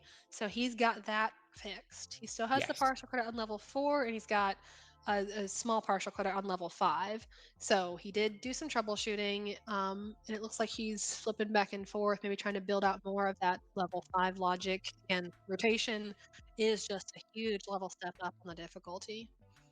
But I think he may have just had the issue that I described, which was when you're taking like a let formula from one tab to another, you copy it over and you've just then got like 15 manual cell links that you've got to transfer over to somewhere else, which is horrendous. Yes. Yeah, I had some of that where I had some lookups. I had done some lookup tables based on the direction that the original direction and then the amount of times they had rotated. And I had just that reference up to the top of the tab. And when I went to copy to the next one, it was not in the same place. So I was having to fix that multiple times. Still didn't learn my lesson, and did it again on the next level. So it took me a while on this to realize that because you're actually in kind of visual terms, you're kind of moving the player rather than the board. My mod was going the wrong way round. So it took me ages to realize I had to -1 on the mod. But there you go. Yes, that was key, is like determining. I was sitting there like like almost like rotating my hand and my head, trying to picture it and move the player around and do a little bit of testing, because I always get myself tripped up on that with the directions. And then, I mean, even the direction of the player, it's like a north position. It's like they're standing on the north side of the board versus facing north. It's like, got to make sure you understand, and different cases do represent that differently. So reading being perhaps one of the top skill in any of these cases comes to bear again. How often does that come up? Just your reading comprehension. And I have so much respect for the players that, you know, where English isn't your first language. This is another one of those cases where there's just a huge amount of text, which is such an immediate disadvantage. And, you know, some people still absolutely smash it. Somebody in the chat just said Lorenzo on fire. He absolutely is. He's busting out data tables, kind of 6-7 line formulas. At this stage, Britt, is it getting to the point where if you can't quickly turn to lets and lambdas, you might not be able to get into that top echelon, surely? Yeah, I think you're going to struggle a lot without being able to do those things. It's not that you need to say every combination of them, but you know, the lets, the lambdas, the data tables, some of the newer functions too. Like you've got to understand where they work. Like I know the regular expression functions. I just recently learned. I'm like, okay, that I think is going to be the next thing. That if you don't know that, you're going to find things much more difficult. And we see that. We see the cases, the level of the cases now versus a few years ago. I do remember, and it's a Fun City case, and I think some of the commentating at that point was like, you know, you need the iterative calculations, which now is table stakes. Like you don't know how to do that, you can't even do the things that get labeled as easy cases. So isn't that funny, the regex one as well? Because I've seen a few players using it. To me, it just looks like absolute gibberish at the moment. But I felt like that a year ago with lets and lambdas and reducers. You used it here, did you? I did, yeah. On the one with the direction or the rotation, I used it to parse out the numeric part from the pipe. Like maybe there was an easier way to do that, but I was like, I'm trying to use that more. So I pulled that out and even had to adjust it to fit like for the negative, because I first got it wrong because there are some negative rotations, and the way I had done my regex function did not account for that. So I needed the negative, I needed the point, but that was a good kind of learning experience. So I think with all this stuff, it's like you got to do it. Maybe not, you know, in main competition, but do lots of practice. You know, build that muscle memory, and you know all these different tools. You'll find your style, and we can see the difference the players here and the style they've chosen. But it does look like Lorenzo did like nail level 5. I think. I mean, if Lorenzo was playing dim, if Lorenzo was playing dim, he would have just taken the lead, which would, with 3 minutes to go, would have been very, very interesting. Yeah, and like right now, what he's got is he's got 60% of level 6. Dim doesn't have any of level 6 yet. He's got partial credit on level 4. They both have the first 3 bonuses, so I think Dim might be throwing bonus 6 or level 6 in here any minute and pull back ahead. But yeah, I mean, both of them are really moving forward through this. Well, this sets us up really nicely. If we assume this doesn't change and Dim and Lorenzo are the two to get through, one exciting next round you've got. If Lorenzo goes into this having beaten Dim technically in this round, that's going to be interesting. Oh, it's going to be a fascinating watch for sure. And anything can happen. Again, a very different case, so you know, no spoilers yet, but you know, it's gonna be fun to watch to see, you know, which one of them, or maybe we'll have a surprise. We'll see. Got 2.5 minutes. Both Patrick and Nikolai, you know, they're back down. They're working through probably level 3. We've got Nikolai with partial credit on level 3. Patrick has most of level 2. I'm going to switch to Patrick and see if he's skipped ahead to level 3, knowing that he's pretty close on 2, or if he's still troubleshooting level 2. But they're going to have to, I mean, Patrick and Nikolai are going to have to pull something pretty epic out the bag with 2 minutes to go. Oh, yeah. It looks like Patrick's has gone to Rand Between. Is that a Rand Is that Between? what we're popping up? doing? Well, it's not even a Rand Between. I think he's just looked at the examples and maybe gone with 200. That's not going to get him anywhere close to Dim, but hey, you've got 1.5 minutes left. You still want to get as many points on the board as you can, surely. Yeah, I just want to throw stuff up there, right? Yeah, I don't think he's going to end up getting any or many points with that strategy, but probably grasping at straws. I want to look at Nikolai, maybe see what he's working through. Yeah, let's have a look. The slightly terrifying thing, I guess, for all of us, Britt, is that a lot of these players are going to end up in the last chance qualifier, which you and I are going to have to rely on if we're going to go any further. That's going to be a Absolutely. strong field. Yes, that My is definitely gosh. not going to be an easy feat, and I don't know off the top of my head how many spots are going to the last chance qualifying round. But hopefully we can snag some. But yeah, we'll be going up against some of the players that we're seeing here today. Mad. So yeah. So Nikolai has entered the territory that I got into, where you're like, oh god, I actually need the cell addresses of where these things are hitting, which is horrendous. Somebody just put in the chat, Lorenzo's doing a really good job of reading the instructions. In any other context, that would be a sarcastic statement. In this competition, 100% genuine. Yeah.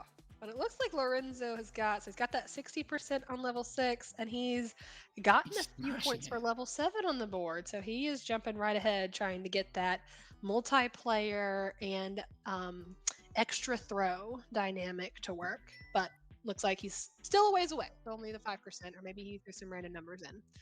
So we are down to 5 seconds now. So it looks like Dim and Lorenzo Well, we are know who's going through. going to We be know our who it winners is. here. I'll leave you to see how they go. Okay, so these are the final scores. Dim and Lorenzo going through. Britt, that is a massive psychological win for Lorenzo, isn't it, going into the next round? I absolutely think so, because with Dim and Lorenzo going head to head next, knowing that really it could be anybody's game, I think everyone's going to go in nervous. So we'll see if if they go with a confident, approach, or if they go with a nervous approach. Or maybe Dim just looked at it with 5 minutes left and thought, I'm just going to mentally relax. I've got enough points. Should we find out? Should we ask him? Yeah, let's bring our players back. Welcome back, everyone. How are y'all feeling? That was a hard one. Yeah, that was pretty tough. Yeah, and Dim, like you flew through it. Like I think first one to get level 1 on the board, which was an easy one, everyone kind of followed, and then just like kept on going, and it seemed like that rotation logic didn't slow you down. But you were getting didn't get level 6 and 7 on the board yet. What got you stuck there? I don't know, just something about the rotation was not, like, rotating the board was not working out for me. I think I had approximately conceptually the right idea, but I was probably just executing something wrong. But I don't know, I went off and did the bonuses. I suspect in hindsight I might have been better off to just not and spend more time getting that mechanic out, because I probably would have cracked more points, but Yeah, is what well, it is. but you got it. Congratulations on the win. Excellent job. Patrick, seems like it was a little hard. You actually seem to have an Excel crash at the beginning. Yeah, on top of it, it crashed, yeah. But I would have not been even close. Like, at the end, I was like, I did level 2 for North and West or something, and then I was like, I cannot reverse this, so I manually did the other ones. that's all we could do. The opposite thing with the North versus the South and the East versus the West, I think Giles and I both had commented like that adds complexity in a few places because that starting position's different. So I tried to flip the array, and the formula was just not working, and I collapsed under the pressure, No, but still good work. I mean, very, very tough case, and now you can take a breather, though. Well done. And then Lorenzo, congratulations, not only winning your battle, but a psychological early blow by getting more points than Dim. How are you feeling? Let's hope it's not just psychological. I think that I got a decent model in place, so I was also able to model the rotation. What really got me was keeping track of the knife after the rotation to eliminate, let's say, no valid position. That was kind of hard, and just didn't have enough time. So, but I mean, pretty happy with this. Let's hope it carries forward for the next round. Good stuff. Yeah, well done. And then Nikolai, commiserations, but also like congratulations. You again, just a massively strong performance throughout this competition. How did you find that? Oh, you're on mute. You've done the classic thing that I did when I was on live stream. Sorry about that. Right. I was saying that this case was a hard one.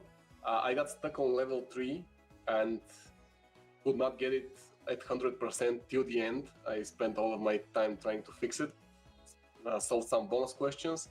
But congratulations to Lorenzo. I feel no shame in losing to him since he got more points than Tim. So I'm happy with my performance, Softens the blow, right? reaching this far. He earned it. Very strong performance. Congratulations. And are you going to be in? Are you going to be in Vegas? Are you going to try your luck in the last chance qualifying round? I might just do that. Yes. Do it. I'll try and convince you next week when we're in Bulgaria together. All right. Okay. Well done, everybody. We are going to see the results from all of the other battles as well for the last 32. So let's have a look at what happened. First of all, we know about, okay, so seeded player again has gone through. Zhang has made it through. And, okay, that's so some no massively high scores there. I think Lorenzo with the highest score across that whole table so far. All right, we got Oh my Jack God, and Chris. So all the seeded players across these two sections. So Jack and Chris and Kobe and Michael. Yeah, and again, no super high scores in this one either. So Michael Jarman must be sweating a little bit. Look at oh, that. that's a close one. Yeah, 32-point win. Amazing. All right, so 4 seeded players going through there. And what have we got on this page? Sergio and Jasper, couple, let's see, yeah, somewhat close matchup, 720, 609. Ben versus Anders, that's kind of a close matchup as well. We got Nick going through. Oh, well done, Nick. Come on. Yeah. Yes, you're still there. I mean, look at the names going out. Anders going out by 80 points. That is huge. He's going to be in the last chance qualifying round. Oh, my God. Okay, and then the final page. Vincent, Andrew Adam, Knight. Timothy, Andrew, yep. Not Again, surprising to see him go through. If Timothy had been playing Andrew Nye, we would have seen our 3-time champion out at this stage. Timothy versus Andrew is going to be a huge round. Yeah. Absolutely huge. Okay, I think even though it says 7 and 8, we're not going to get called out by that again. That is the last screen. Right. So, should we just pack it in there or should we do the next round? I think we should probably do the next round. So we're going to go to another ad break. And then we're going to carry on. You're going to see Dim versus Lorenzo. It's going to be quite the matchup. It's going to be amazing. Welcome to the future of Excel Esports. The Excel Esports online platform is here. For the first time ever, you can play Excel Esports anytime, anywhere. Practice solo, battle with friends, or challenge players worldwide.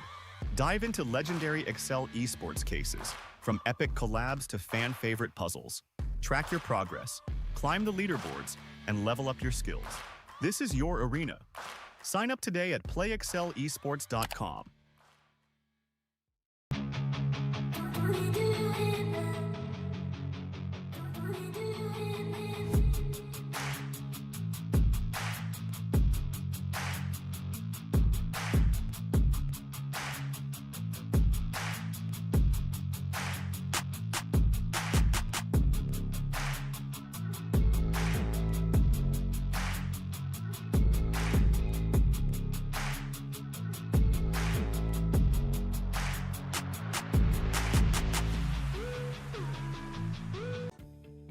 If you're looking to grow your business, worrying about having the right supplies and products in stock without overspending or wasting time shouldn't be on your to-do list.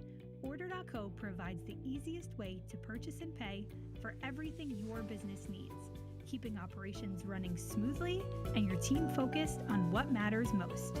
Cut costs and complexity with every order and visit Order.co today.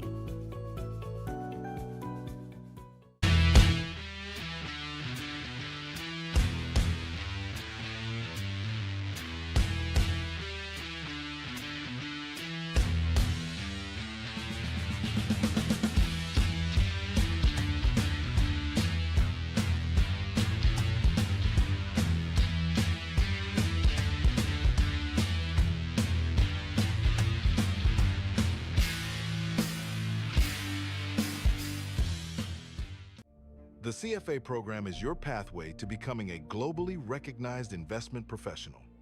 The Microsoft Excel Challenge is not just a competition, it's where future investment industry leaders rise. where modeling meets strategy and strategy meets opportunity. The CFA program builds the foundation backed by the global benchmark in investment education. Chart your course, set the standard. CFA Institute.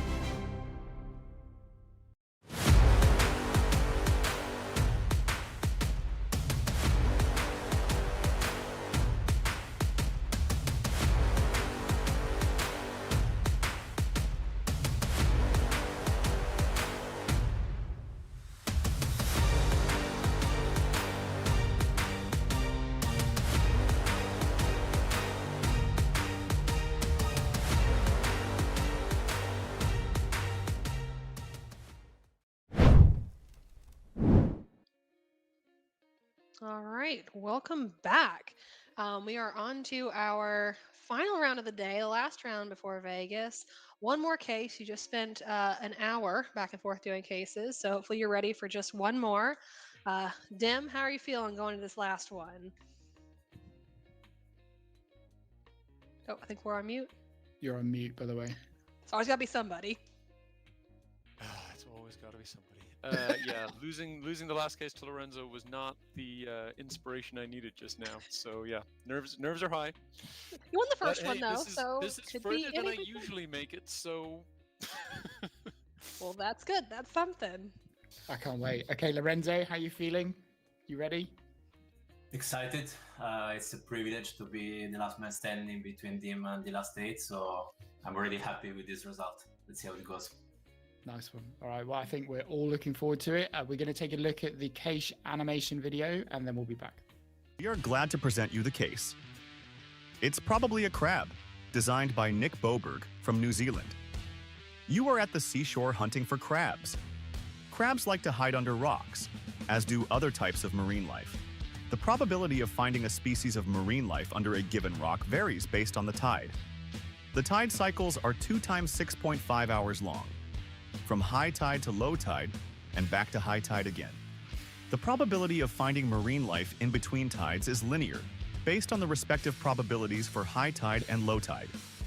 For example, the probability of finding a crab under a rock at 3:15 a.m., half tide on day 1, is 55%, midway between 80% and 30%. The case has 140 questions of 7 levels of difficulty and 5 bonus questions. Plan your strategy wisely. Good luck. All right, what a fun case. I'm going to use my adjective again because I think they're all fun. But a new Nick Boberg case, and I know his last one's vacation themed, so I think the beach theme here really works. Definitely some challenge here with that probability and think about the high and the low tide, but no maps, thank goodness. So I think it'll be a good time and diving in some sea creatures, some probabilities. Giles, what do you think? Some of the challenges that you faced? I enjoyed this one the most out of the 3, I have to say. And in some ways, I don't want to say too much because I think the competitors can hear us, but there were kind of very Nick Boberg style things in this, which I found quite useful. But a fun case. I think Nick and Ellie have said that this is come from things that they've done with their kids. They go crab hunting. So yeah, really good fun. Really good fun. Should we bring Dim and Lorenzo out? They've probably had enough time. Okay, guys. Yeah, all right. Any questions from you two before we get started?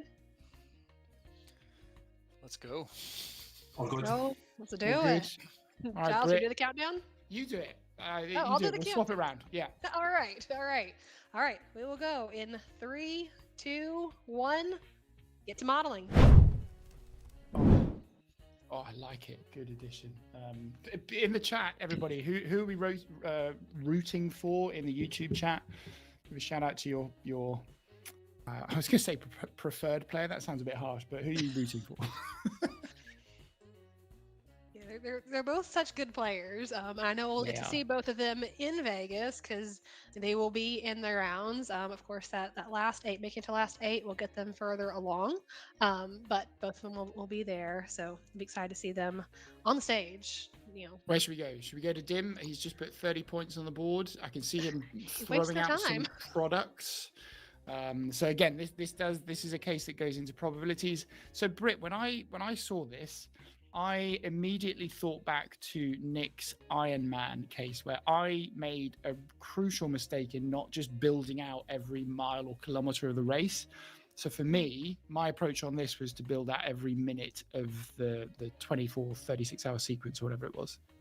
Yes, I did that for those later levels where you're having to especially get that probability that's, a linear proportion of the high and the low tide. Definitely had some like sequences going with the minutes.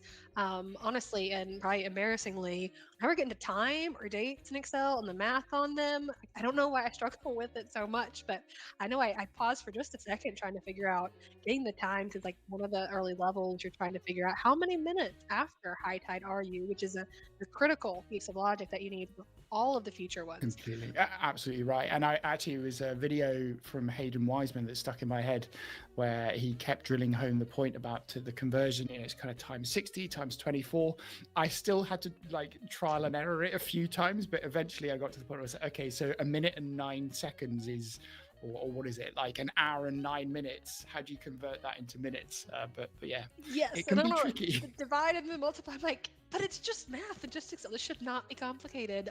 But yeah, it always trips me up. So yeah, I know level 2 even just took me for a second. It does look like, so we got, Dim threw on bonus 1 very quickly. Lorenzo has almost all the credit on level 1, but just a partial score there. So I wonder what he doesn't have working quite right, or if he realizes that yet.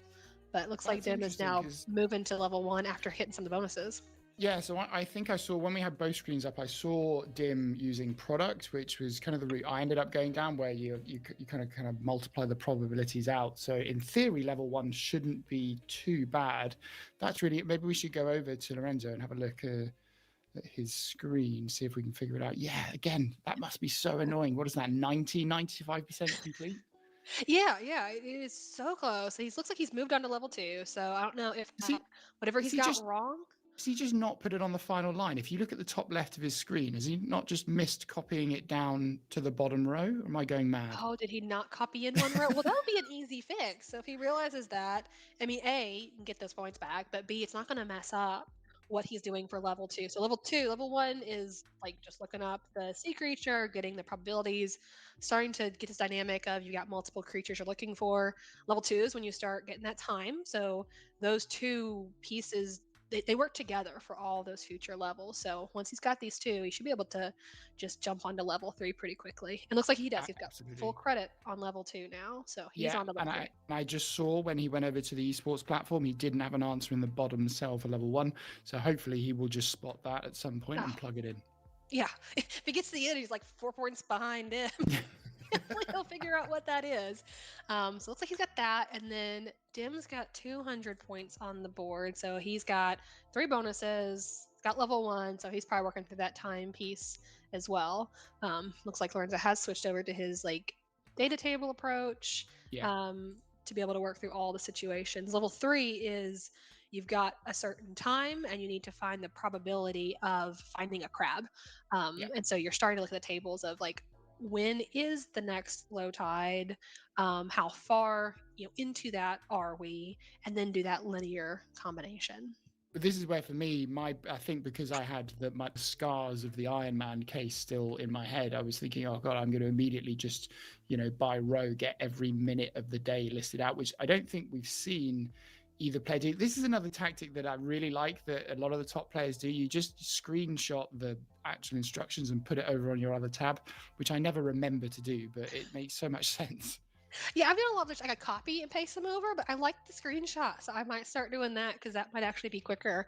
Although I do have, I borrowed a macro that does a case setup and pulls in the instructions, which are really nice to have because you're not spending the time flipping back and forth. You can stay on the tab, you can work through your model, which does save a little bit of time on that front. Nice. Want to switch over to Dim and see what he's working on? Let's have a look at Dim, and while he's doing that, for me, Anders, who unfortunately just got knocked out, really helped me with like a setup data table macro, a transfer, and then a local one where you can just do the work with the data table on the case tab. So yeah, that's been really helpful. What's Dim up to? Yeah, so it looks like he is on level 2, so he's getting. Looks like he's got that percentage, or he's on level 3 now. Yeah, he's got that percentage, and so he's working to do that blending piece. Interesting. Okay. I just wonder if he's got more logic on his sheet 2 tab that we can't see. I don't think he does. I think he's doing it all here, isn't he? I mean, it kind of looks like it. I think that we don't see the formulas that he's got set up for that low and high, but it looks like those do show. It's kind of hard to see there. So I think he must be trying to do the kind of finding how far through high and low tide each time is, and doing the kind of linear calculation here, which is just one of those things I wanted to see it explicitly. If anybody can do it, Dim can. Yeah, and now I'm seeing so like what he's got up top, that 80%, 30%. So that's that probability of finding the crab, right? Yeah. So he's setting this up, and it will work for the crab, but in the next level, you're going to have to translate that and be able to start doing a lookup on which sea creature. So I think it'll still work fairly well to be able to translate that, but that is one piece that he'll have to be able to set up and translate later on. And I think this is where I enjoyed this case. I think because I had that kind of time by minute going by row, and then I had the different creatures by column, it ended up with quite a nice 2-dimensional table, which I could look up. But yeah. Oh yeah, it looks like he is gonna throw some answers in here. And so just like that, he's got level 3 down, so he'll be moving on to level 4, which really just builds in that mechanic of now you need to do everything you just did to find the percentage for the crab, but you need to do it for each of these 3 marine life species, and then multiply those probabilities together, and then multiply by, I guess, the 10,000 rocks that you're looking under, and that becomes the answer there. So yeah, absolutely. You would think now he's done the logic for that level, you might see the next few levels kind of solved reasonably quickly. So it'd be interesting to see where Lorenzo is and if he's stuck, because as you say, that OA robot, he's got his lat. So this is what I was saying in one of the last battles, Britt. If you get the logic row by column for as you're doing explicitly in cells there, OA robot, you can hit save lambda, and it's clever enough to look at all of the dependents of the logic and stick it all in a lambda, which is what he's just done. So I think for level 4, you'll just see him call up that lambda he's just built with OA robot, and it's going to do all of that logic. Yeah, I definitely saw him going through and starting to mark the cells as input and put some titles on there. So when he did that create lambda function in OA robot, it's going to be able to give him something that gives a little bit more accuracy on what it is he's needing to do and the inputs and such. So we'll see how this translates over here.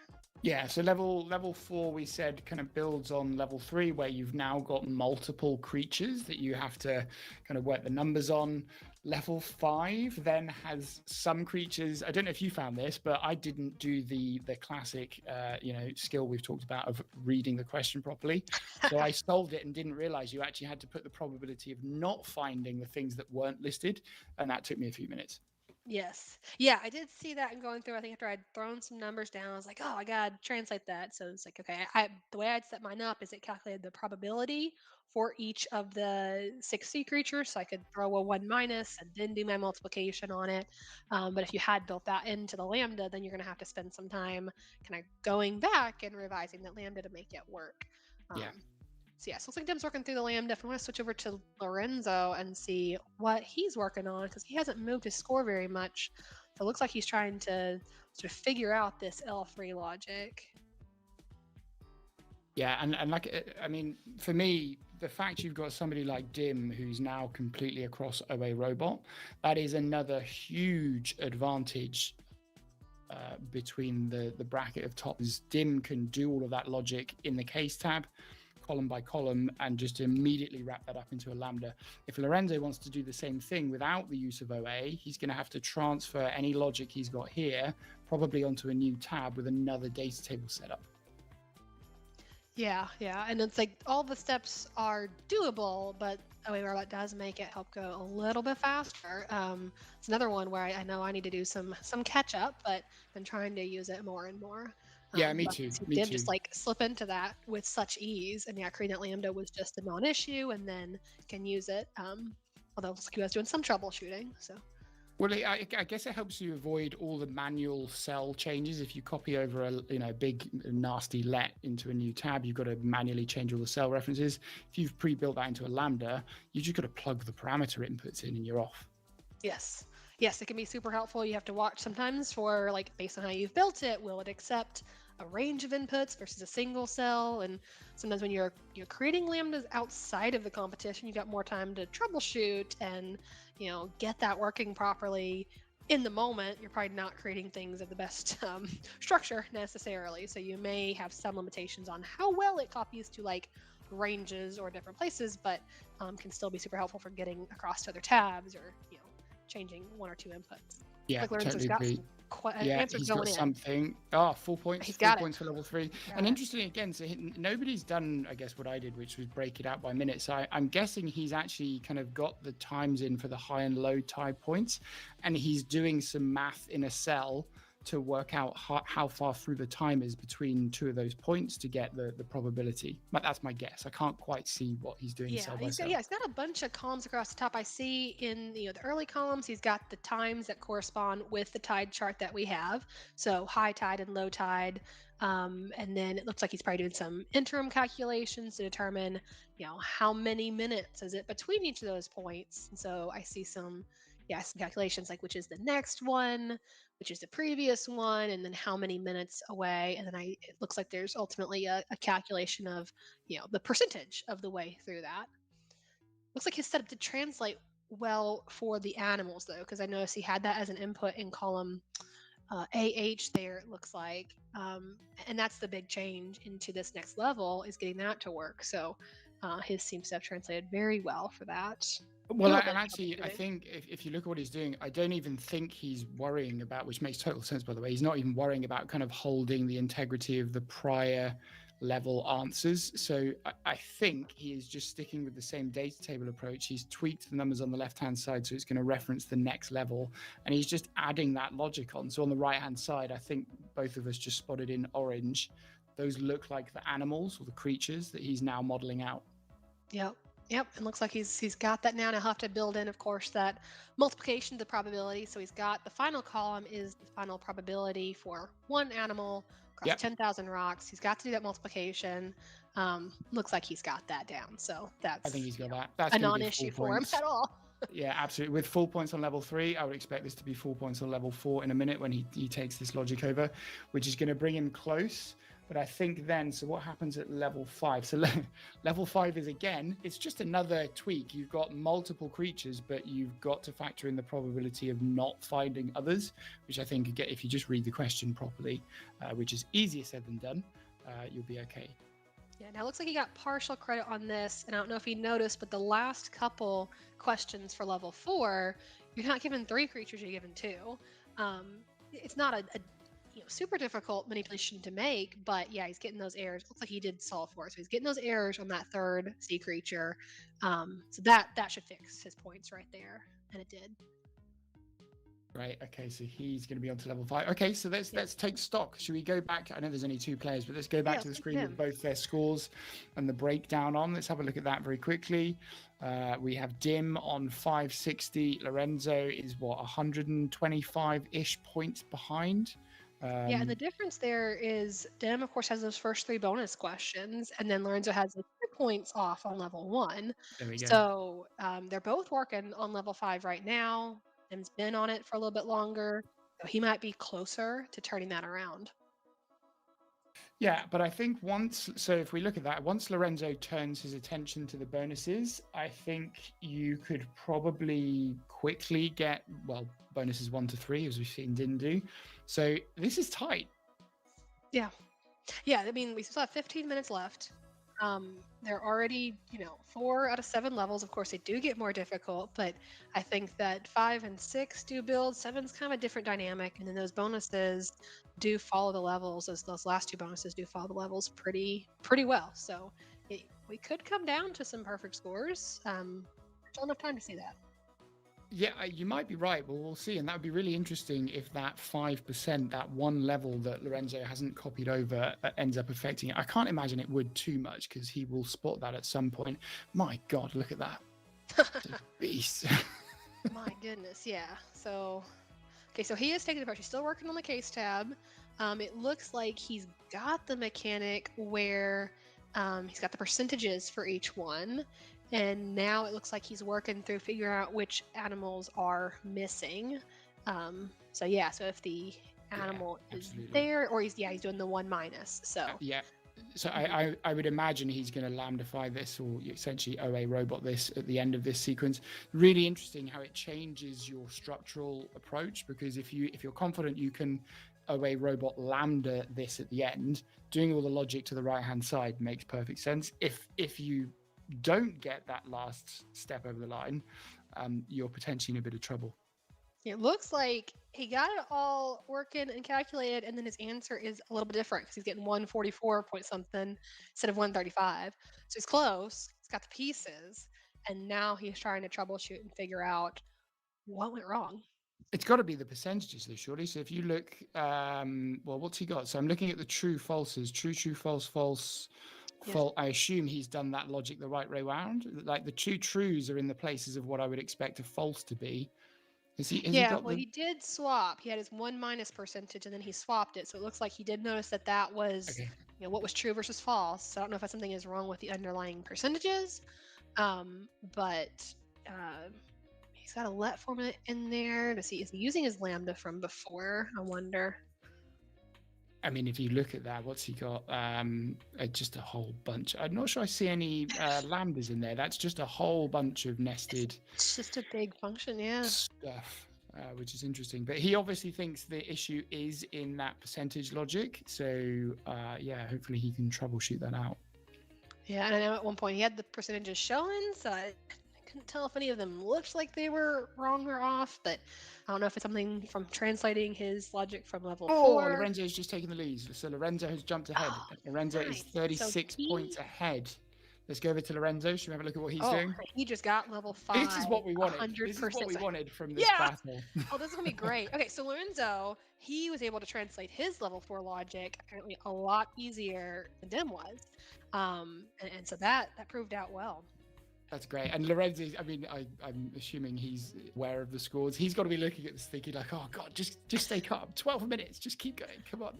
Yeah. Now, the interesting thing with level 6, so I think base mechanic is the same as level 5, only instead of being given a time, you essentially have to test for every time. It's like, I know with this one, that's where I started to lay out that every minute thing. And I said, here's a list of all the times between 12 a.m. and, well, came back later and determined 12 a.m. and 6:30 because you just need to know the time after high tide. But laid it out, calculated it across the board. And so I wonder if Lorenzo will be able to translate that, because that's a little different setup than this is here. Yeah, I mean, unless he's just going to add that block that you just described underneath, because in theory you could keep the logic that's being worked out at the top there with the probabilities and the time. If he can now just kind of push a sequence of every minute across that start and end time span, that would work. I assume that's what he's going to do. It looks like that's what he's about to set up, I think. But I might be just notice on the left-hand side, you see those two blue buttons he's got there? So these are Lorenzo's controls with the whole data table set up, so he can very quickly transfer the logic into another tab for the next level. Yeah, I saw that when he went from I think level 3 to level 4. I saw him hit the button and create a whole new clean copy, but kept all of the calculations. So it looks like he's got the option to create kind of a brand new tab or one that he can build off of. And so I don't know if it looks like it just creates new tabs there. So if he ever needs to go back, because I've found that in prior cases where, maybe it kind of takes almost two paths where you start with one base calculation and then it's like you modify it in one way to the next level, but then it's like you go back to that start and modify it in a different way to go to the level after that. So yeah. But it's what's really nice if you look at the battle, not just the fact that it's a tight battle, but you've got two really different styles going on here. You've got Lorenzo. I don't know whether I would call it traditional. That feels like the wrong description, but he's leaning on that kind of data table approach, very explicitly gone over to a separate tab, using lots of the space. Whereas I know Dim can probably approach it in any way, but Dim has today chosen to go very heavily single cell or across a few cells. Yeah, and I think even in this one, So I do tend to divert to the data tab, separate tab approach. I was able to do all through level 6. I kept in the same tab, and then I started running out of space. So it's like, yeah, there's such a wide variety of approaches that you can take, and it comes down a lot to like what's going to be easiest and quickest for you, and for you to like, be able to troubleshoot. You can see like both of them are troubleshooting in different ways, trying to figure out, okay, what's not working quite right about my approach. And just a quick note, the comments in the chat. So we've got people saying, do we have a new dim slayer? Is this what's happening? Other people saying, are data tables better than single cell? There's a topic we could yap on about for probably longer than I talked about players. Is this going to prove it out? The data tables versus single cell? Yeah, I love it. I love it. It's interesting though, isn't it? Because again, if you're comfortable and you can do the single cell stuff and you're really good at lambdas, there are so many benefits when it works. I've seen people like Harry Watson, fly through rounds this year when he's got the lambda stuff right. And then when it doesn't work for you, I just think it's an absolute nightmare to troubleshoot.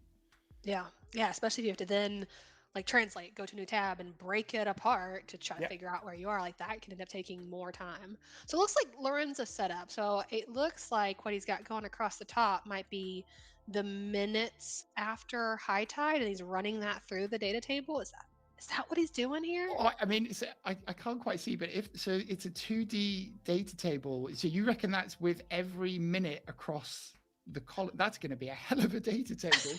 Is that not just going to stop Excel?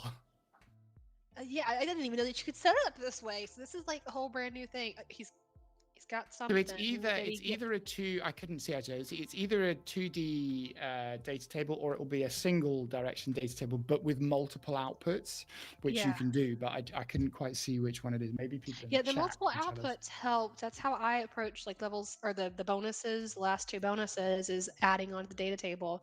It doesn't look like you got any points for that level. So whatever you had set up and tried to copy in, I don't think it worked. So looks like he's now trying to troubleshoot and figure out how to tweak that to adjust. We're gonna see what Dim is doing. Yeah, absolutely. So, but again, as we move over to Dim, Lorenzo hasn't attacked the bonuses yet. So Lorenzo is 36 points ahead, and he can still put quick points on with the bonuses. Yeah.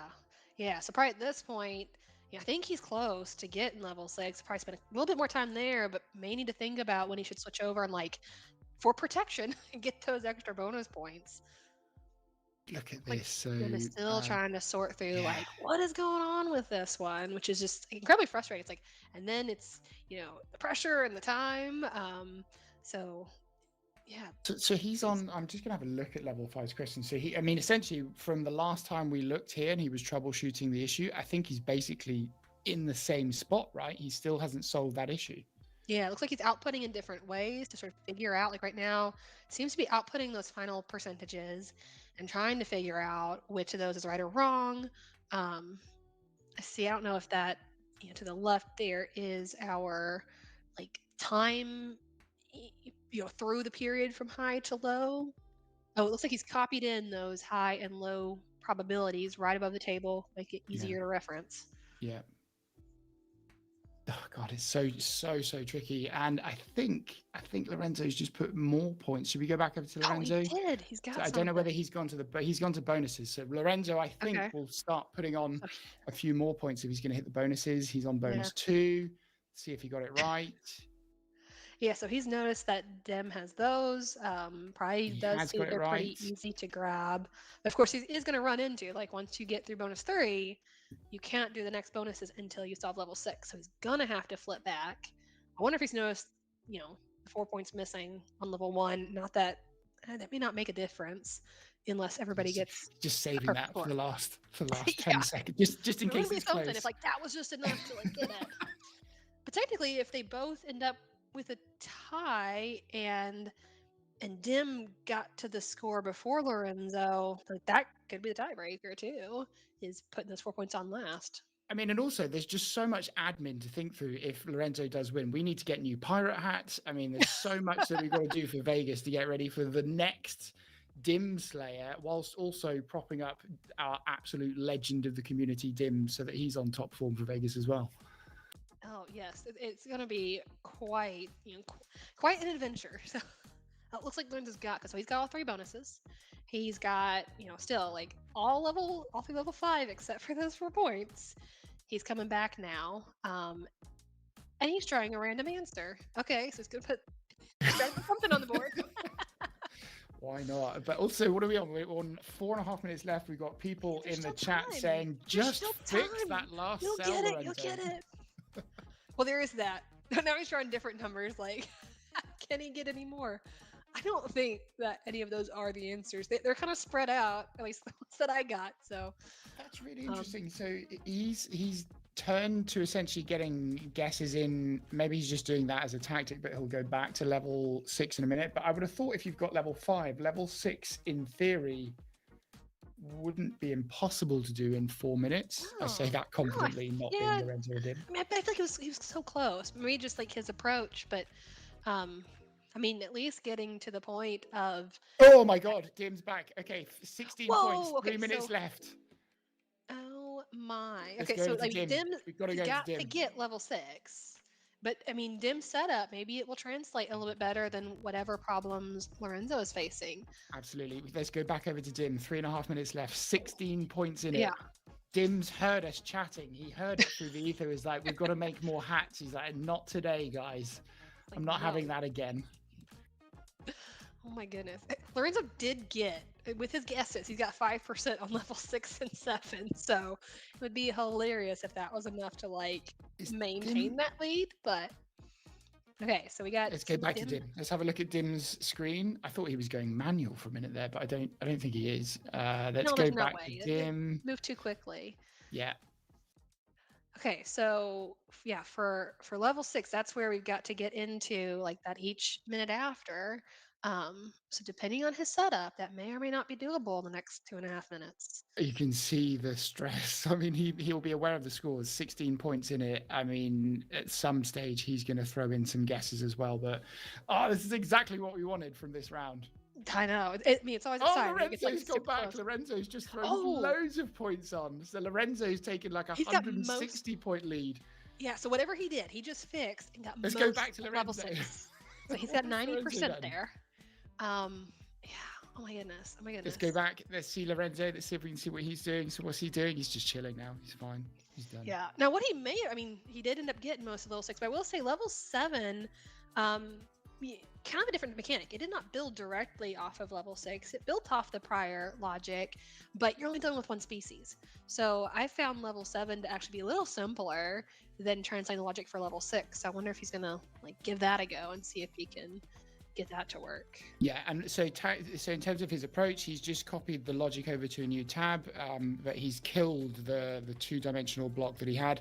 I think he did have every minute of that time span profiled across columns, which is just a crazily big data table to set up, but it didn't kill his XL, which is good. And I guess that's how he's ended up getting full points or almost full points for level 6, which is really impressive. 5, 6, no, level 6. He got level 6, didn't he? So what's he doing? Okay, he's just trying to get he's more working on points. that bonus because that just bonus trying to get more points. does lead in very well from level 6. So he's done it. He's got it. So let's see, can he get level 7? I mean, it's possible. Lorenzo is on fire. Yeah, because with level 7, you just have to calculate, basically at each minute, what is the probability of finding a crab during that minute, having not found one before, and then you're summing up and figuring out kind of at what point do you hit like that 99% chance that you'll find a rock within X number of, or a crab or whatever sea creature within X number of minutes. All right, so Dim has just got to, he's got to get a full answered level out, basically. If he can get the next level out in full, I think he can make it. I mean, if anybody can do it, it's going to be Dim, but he's going to have to rush through this logic. And if Lorenzo gets any more points on the board now, it might even be out of territory for him, even if he gets this level in full. Is he going to get to the point in 10 seconds? Data table 2, that big. I don't think he's got enough time. I don't think it's going to work. Oh my goodness. I think Lorenzo's going to have beaten him. Oh my God. Oh. Oh my God. Okay. I'm knackered. How must they feel? Oh, that was such an exciting finish in like those last few minutes. Could have been any direction. It was amazing. Let's just bring them back. We've got to talk to Tim and Lorenzo. Britt, I'll hand over to you first. Yeah. Oh my goodness, guys. It was just amazing to watch. Like, y'all flew through some of those first few levels, got stuck in a couple of same places. It was back and forth there a little bit. Didn't know exactly how it was going to end, but watching y'all like troubleshoot in different ways and different approaches was fascinating. Congratulations, Lorenzo. Dim, sorry, you've been slayed. Again and again. So we thought you were coming back because you heard us talking about getting new hats made. So we're gonna have to get some new hats made but we'll still see you in Vegas. Still have your chance. Yeah. Well, okay, and Lorenzo, wow, what a performance! So from our side, we were watching this, just going, "Oh my God, the scores are changing every time." We had a classic kind of data table approach from you versus Dim's kind of crazy lambdas and lets in one cell or a few cells. Congratulations! How are you feeling? It's the biggest mix of happiness and being sad for the game, to be honest. So, at the beginning I was not so sure, but then I got the right model for level 5 and 6, so I started to believe it, and because we were all looking at that, so did you two-dimensionally set the data table up with every minute across the columns? Okay, you did. And the weird thing is I did not change anything, and first run of the data table didn't work. Took like 30 seconds each time, so I was like fingers crossed. And then second time it worked, so maybe it's a famous data table issue, but I don't know. I was trying to make that same, 20 by 390 data table in the last 20 seconds. Yeah, we saw it. We're like, oh, he's doing it too. What? Dim, you got hung up, I think, troubleshooting going into level 5? Level 5, I still don't know. This is the sad thing. I usually record all my solves so I can go back and look, but I don't have that today. I have no idea what went wrong, because I thought, like, when I thought that I had cracked it, it was because I thought I had been working with like the full set of symbols in the order they appeared, and then I thought, wait a second, they're not, and I checked, somehow convinced myself they were not the same symbols in the order in the table, although they are, I later realized, but anyway. So then I changed something to look them up based off the order they were there, which shouldn't change anything because they were in the same order, and then it worked. I have absolutely no idea what was going wrong, but I was like, I mean, you probably saw me. I was like going over and back, like this percentage matches this percentage matches this percentage. But when I multiply them together, it doesn't. What? It was fascinating because, like, you both, like, you had your lets and your lambdas, and then Lorenzo had the data table, and you were both like at the same point in time, like both troubleshooting. You're like, oh, who's gonna get it? And then like Tim, you had some of the bonuses. Lorenzo, we saw you go and get the bonuses. You never fixed level 1 though, Lorenzo. It was driving you nuts. You had. People with OCD are losing their mind. Problem, I mean, it was just a product of two numbers, so honestly, I'm not sure what. It's just the last cell, the last row. You didn't copy it in. You didn't copy it down far enough. We were all there going like, just too much. So. It's just the whole time. It's like 95% level 1. We're like, that's a simple one. But you just didn't copy it in far enough. I just hoped I was not going to lose for that specifically, but that's the case. So. You were quite comfortable in the end. Yes, that did not end up. I thought it was going to be hilarious if that ended up being the thing that got you, but it did not. So no big deal. It did bother everyone, yes, with OCD watching, but yeah. So tip to everyone: make sure you copy down your formulas far enough. Well, congratulations. We are going to take an ad break. When we come back from that, we will show the rest of the results, but amazing fun watching that. Thank you both. Welcome to the future of Excel Esports. The Excel Esports online platform is here. For the first time ever, you can play Excel Esports anytime, anywhere. Practice solo, battle with friends, or challenge players worldwide. Dive into legendary Excel Esports cases, from epic collabs to fan-favorite puzzles. Track your progress, climb the leaderboards, and level up your skills. This is your arena. Sign up today at playexcelesports.com.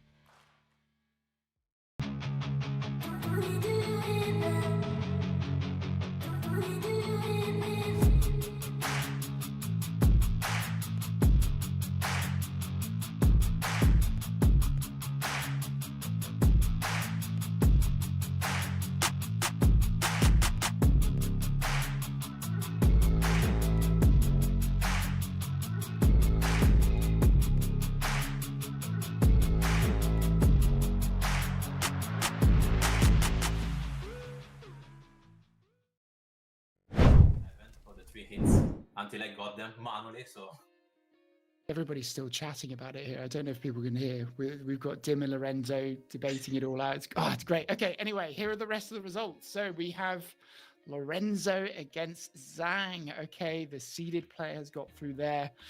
And look at that. So Lorenzo topped the points across that whole section, which is amazing. Yeah, all right. Then we got Chris versus Jack. That was a pretty close game Wow, right look at there. that. Wow. And Michael Jarman, of course, making it through. Also with a really impressive 1,000+ point score there. So lots of strength in this section of the bracket. Huge. Yeah. So had I made it through, I would have been up for a lot of challenge there. Look at the UK coming in strong across the board. Amazing. Lorenzo's British now, basically. He's moved. With that new chapter, they're getting tons of practice in, I guess, and just like cranking it out. Great. And then what have we got here? Nick Boberg again. Look, Nick's made it. Oh, Nick and Ben. Well done. That's a tight match. Look at that almost perfect score from Sergio, though. Like, almost. Wow. Okay. So Just a oh few my points God. off. Maybe Okay, he didn't so, copy his yeah. formula down far enough. Yeah, amazing. So so that's by far the highest score we've seen across this round. Yeah. And well done, Nick. Commiserations to the other guys. We got one more. We do. Vincent versus Adam. Oh my God, Timothy and Andrew. Andrew. Look at that. A close one versus Timothy. Yeah, so it's like a few close rounds for Andrew there. Really close. Andrew's had to be on really good form, and I mean, it just bad luck of the draw in a sense from Timothy in almost any other sector he's going through, but not against Andrew. I mean, proud of his performance, right? Like that's solid. That's really good, and he'll still have a spot there in Vegas too to compete and maybe come back and get some vindication. This last chance qualifier is going to be an absolute bloodbath. Well, I think some of these folks will not see us there because they go to day 2 versus our top 8 go to day 3, right? But I think maybe don't quote me on that, but yeah, I don't think we have to face all of these folks in our last chance qualifying round. That would be fantastic. Okay, so. Well, that was insane. I mean, I kind of forgot that we were actually supposed to be professionally commentating halfway through that because it got so tense. I was just like, wow, this is great. Yeah, no, I love it. And like the excitement just makes it all that much more fun. I mean, we had great rounds all day long, great cases, lots of different challenges, each one distinctly different, but amazing performances from everyone and definitely a fantastically exciting ending there. So I am excited to see how Vegas is going to play out. I think it's going to be amazing. Thank you for commentating alongside me. It's been awesome, Britt. It's been great to get your kind of pro player insights alongside me. So, yeah, looking forward to Vegas. It's going to be wild. Last year was wild. I feel like every year Vegas is just going to get crazier and crazier, not least because there's just so many strong players now. It's amazing.